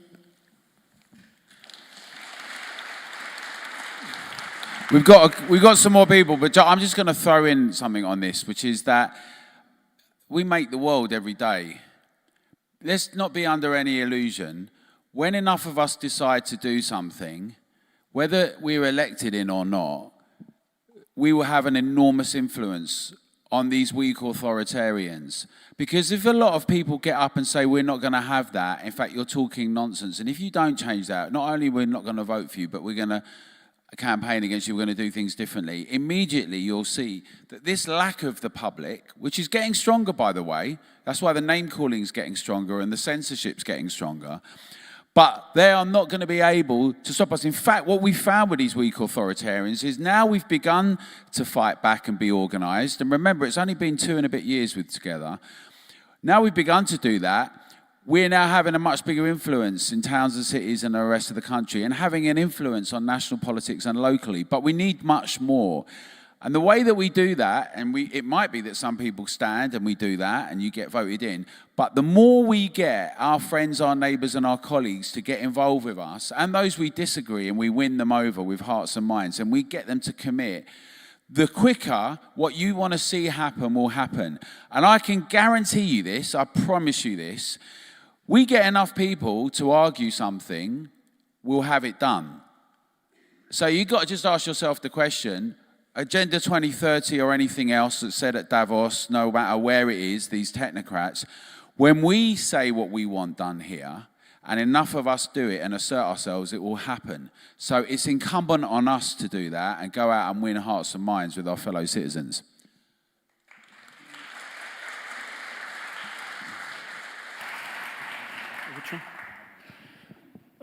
Hello, my name is Thomas. I've organized 2 local exclusion zone demonstrations last year in Glasgow. So that's the first thing I want to say. I'm not going to organize another one, I think, but someone else might well do. And if so, I want every one of you to attend this demonstration, should it happen. Because, frankly, the turnout wasn't that great, and yeah, it could be much better. Secondly, demonstrations are one way. Another way might be non-compliance, meaning non-payment in Minecraft, of course, if it's organized. And the third thing I want to say, there's one very simple argument against the local exclusion zones, which I hardly ever hear, but I think it's the most compelling one because it's so simple and very hard to dispute, which is technical progress. So the emissions have been higher the further you go back in time, and they got lower the further you progress in time because cars get better. So that means all the last 100 years, it didn't matter. In the future, the emissions will be lower because of further technical progress. So in the past, it didn't matter. In the future, the cars will be better anyway. But just now, in this middle time window, we need infrastructure for surveillance. That doesn't make any sense to me whatsoever. So in the past, it didn't matter. In the future, it will be outdone by technology anyway. But in this narrow time window in between, we need infrastructure for surveillance. It doesn't make any sense. And also, history teaches us if there is infrastructure for surveillance, it will stay, and the people in charge will just find a different reason to keep it in place. Thank you. Thank you.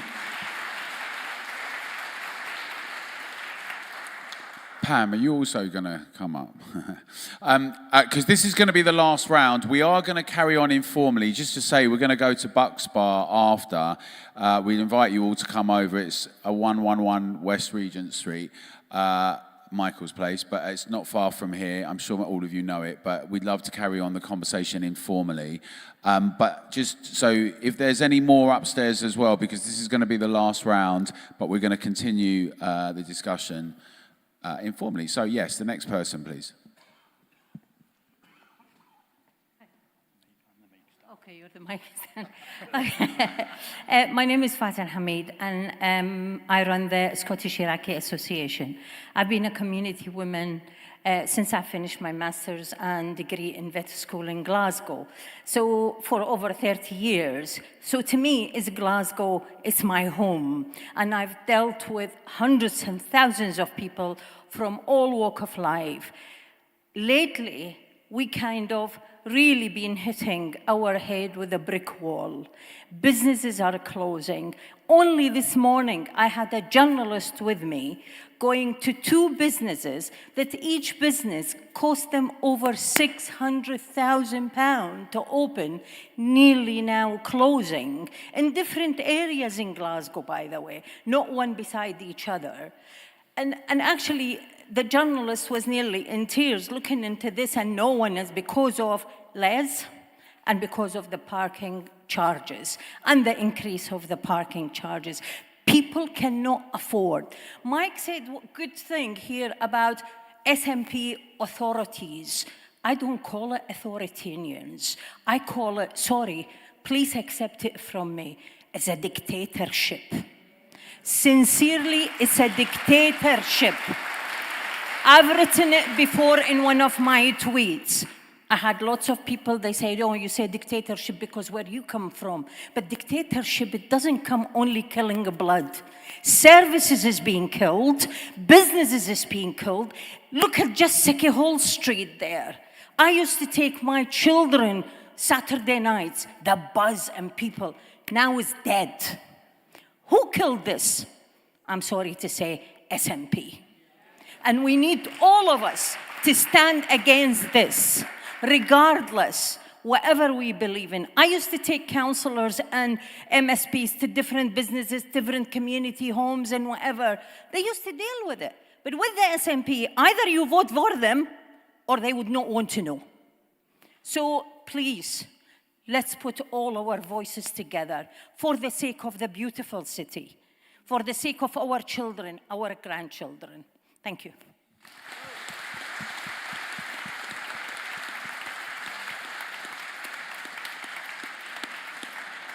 Thank you.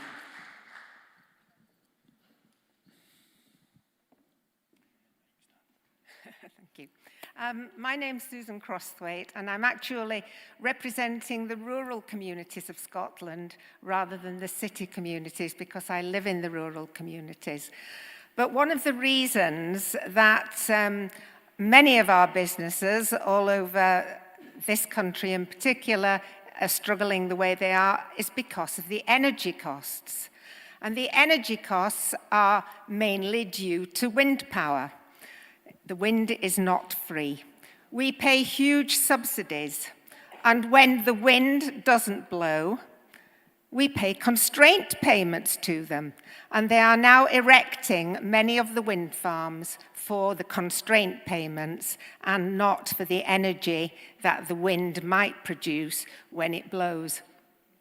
Often when it blows in this country, we know it blows too hard as well, and then they have to shut the wind turbines down, otherwise they won't generate either. So I've been investigating this element, which led me to see the corruption throughout. And current UK government policy on wind turbine noise does not measure, monitor, or examine the full acoustic environment. It completely ignores the lower frequencies and denies that they could be problematic. We've produced a report. I actually physically go out and measure the acoustic environment for those people who are forced to live near these wind turbines. Their houses become valueless. Their lives are threatened and harmed because of lack of sleep and the impact that these low frequencies have.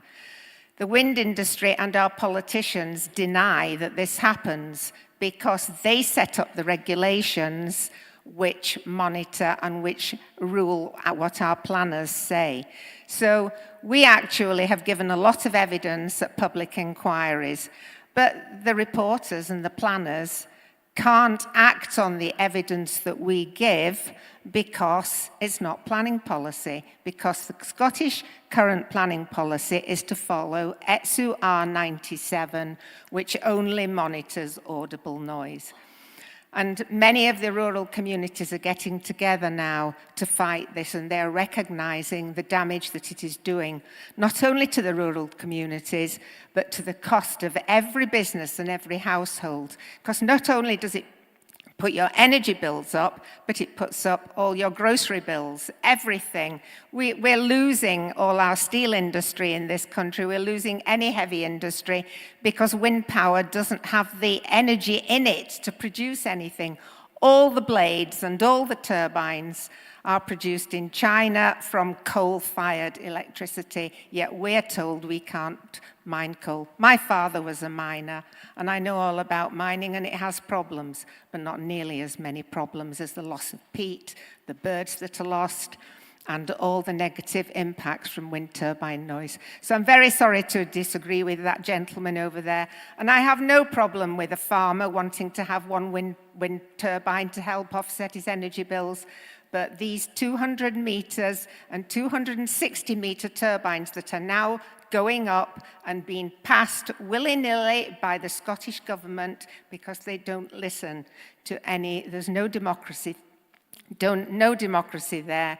The hundreds and thousands of people who are against these are not being listened to.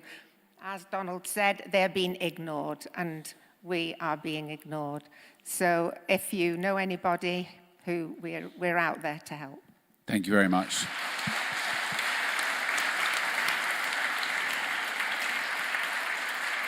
Okay, Pam Peters, come over from Edinburgh campaigner, and we got somewhere with Christine. So upstairs first, and then Pam, and then the panel.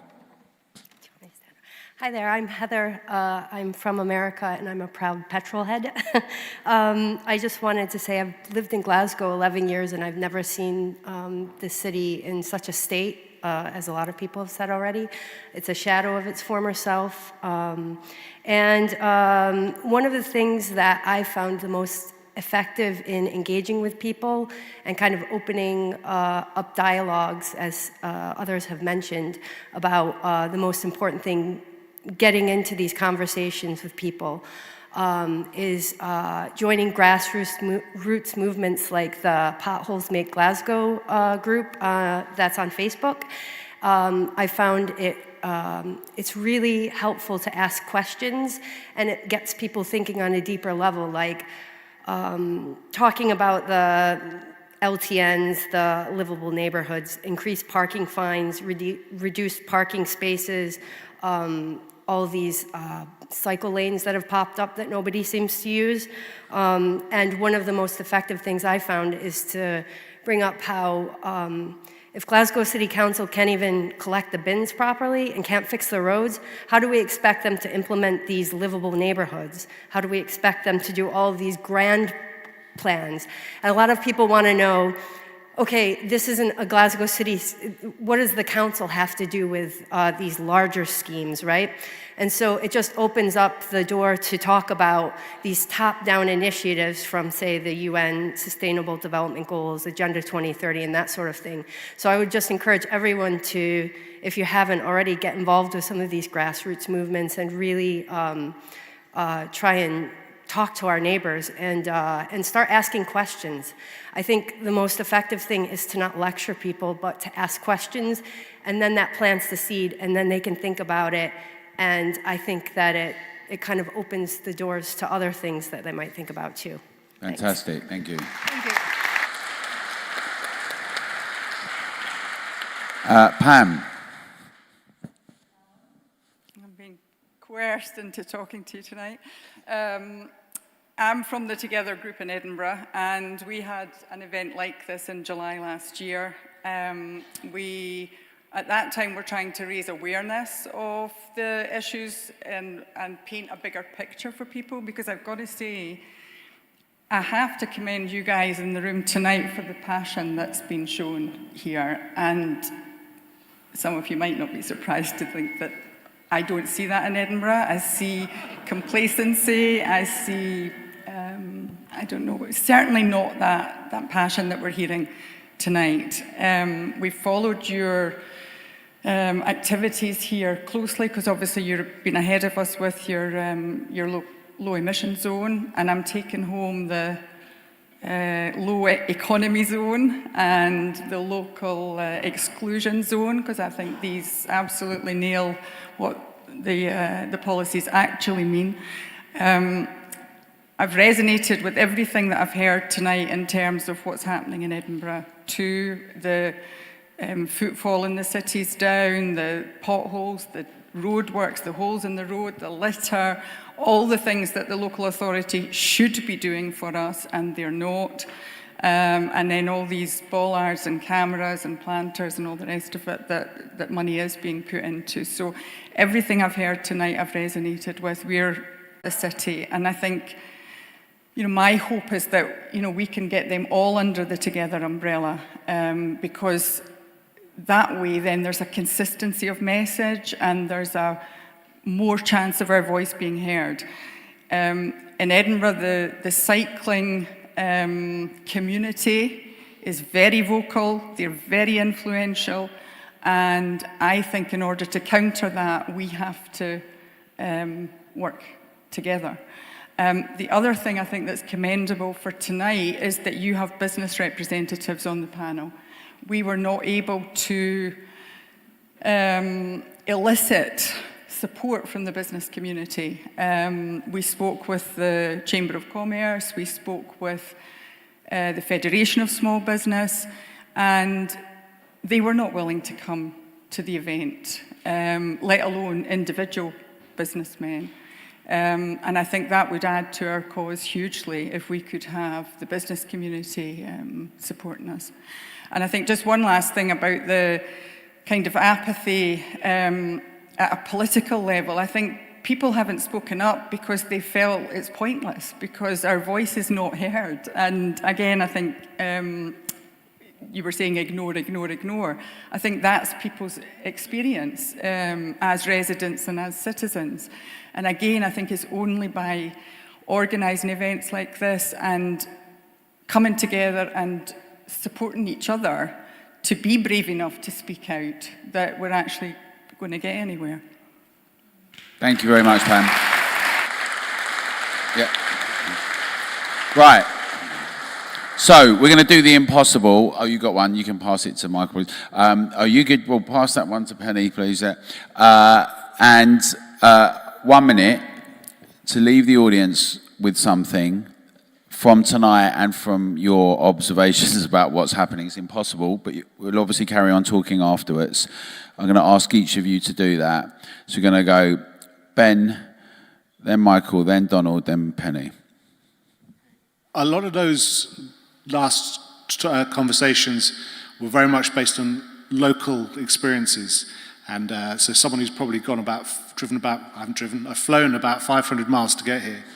How amazing I thought the future would be not like we would have jetpacks, but I thought there would be a lot more flying.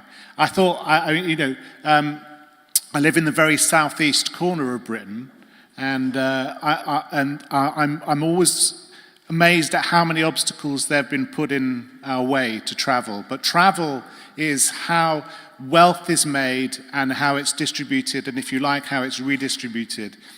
It's the most important thing.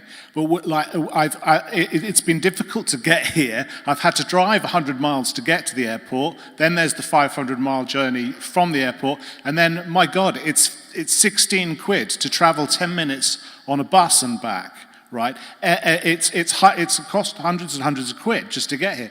So my waffly point is, we're confronted by people who don't even want us to drive to the other side of the city. So all of those dreams from the middle of the last century that we would have jetpacks and we'd be flying everywhere have gone. And we really need to reassert that. We really need to find that link between what drives economics and economic growth and technological growth and democratic freedoms. And we need to put those back on the agenda. So I hope that makes sense. Thank you, Ben. You know, you can clap. We can clap for everyone at the end, but you can't clap. Very quickly, I mean, I've always found it very, very hard to talk about the bigger agenda because, you know, that's when people say you sound like a conspiracy theorist. And listening to people tonight, and it reminded me of a clip I saw recently that went over my head, and then I thought about it afterwards. And Hamza Yusuf, we all know him. He did a nice, cosy little podcast with Alistair Campbell recently, and I saw a clip of it. Now, this is Hamza Yusuf that wants to end conflict in the Middle East, and that's why he's so righteous, doing a podcast with weapons of mass destruction, sexed up dossier Alistair Campbell, right? So he was doing it, and they were talking about wind farms and renewable energy. And Hamza Yusuf goes, yeah, he gets asked, what would you do? How would you do this? First thing he says, well, I'm speaking to lots of companies that want to invest in Scotland, like BlackRock. First company he says. So effectively, you've got this dimwit that's only ever worked in a call centre, sitting there, and you know, he's a politician. How easy is it for these people to seduce these unelected, which he was unelected, representatives? And I think that, you know, for whatever reason it is, we've really got to watch that. And again, when they come back to Scotland with these ideas, that's why we've got to fight it and let them know loud and clear that we're not having it. Thank you.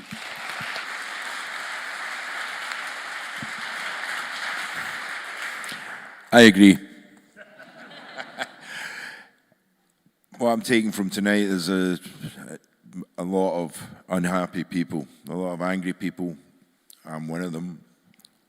And I do believe that, and firmly believe it, when it was introduced earlier, that I'm not shy in coming forward. I'm not shy in putting my head above the parapet. I think you all should do that in the coming weeks, months, heading into the general election. Don't be quiet. You've got a good Scottish tongue in your head. Fucking use it.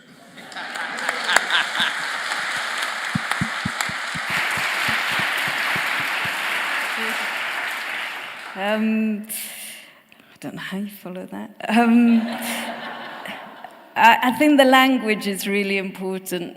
Like, if you have to, not his language, his language is fine. No, but I think, I would much rather hear that than go to a presentation that takes place in my own university where somebody's talking about carbon neutrality, community resilience, health and well-being. There's all these words that the politicians use to describe the world and to make policies. That is the key policies of the Scottish Government at the moment: carbon neutrality, resilience and well-being. And they're meaningless. And you can't hold them to account because they're meaningless. And you don't really know what they mean. But if you don't speak their language, somehow you're not invited to the table. And we need to get a new language. We can do your language. But I think we also need to say freedom of speech, freedom of movement, and economic development and growth. Those words are really deeply unfashionable now, and we need to make them fashionable again, which is why I hope everybody is outside the Scottish Parliament on the 1st of April saying we're against the policing of adult and children language through the hate crime bill.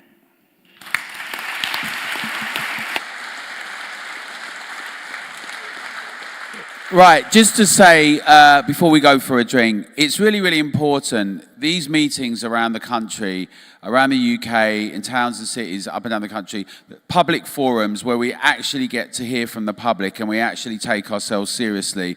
This is the way a new movement, a new enlightenment grows, through us taking an active stance. And I want to encourage all of you and everyone at home to get involved, as I said, as a member, to get involved and participate. We have 360-degree approach to things. That means protests, rallies, events, lobbying, getting the press. We do lobby candidates and elected representatives, but we also back some. We back people that are independent. We encourage people to stand up across the board. But we need to make our voices heard.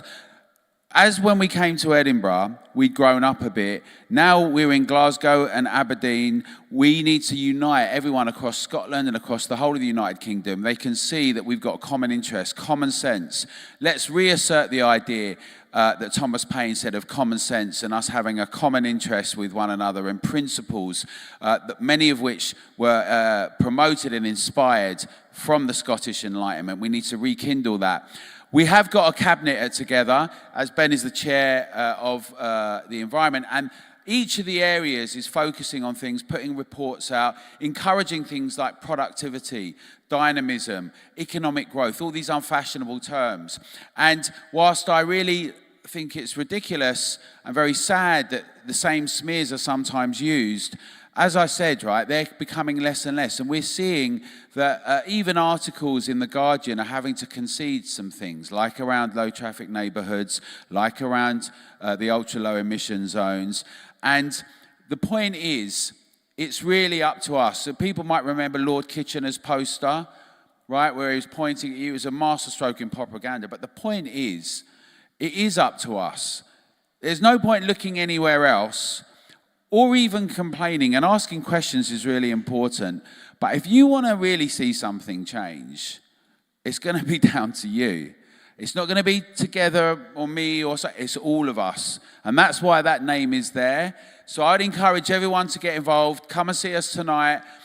Join as a member. And most importantly, let's assert ourselves and make ourselves heard. Let's win over our fellow citizens. Well done to the councillor that came here tonight. Where are all the rest? But the main point is, let's make this city and let's make this country the one we want to see, and let's do it together. Thank you very much.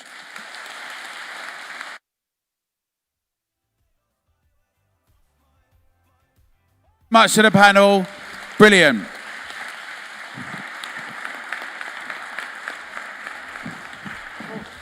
If you want to, final thing, if you want to take these placards, please do. We'd love a contribution. There's some buckets at the back, and you can see some of the volunteers. Thank you very much.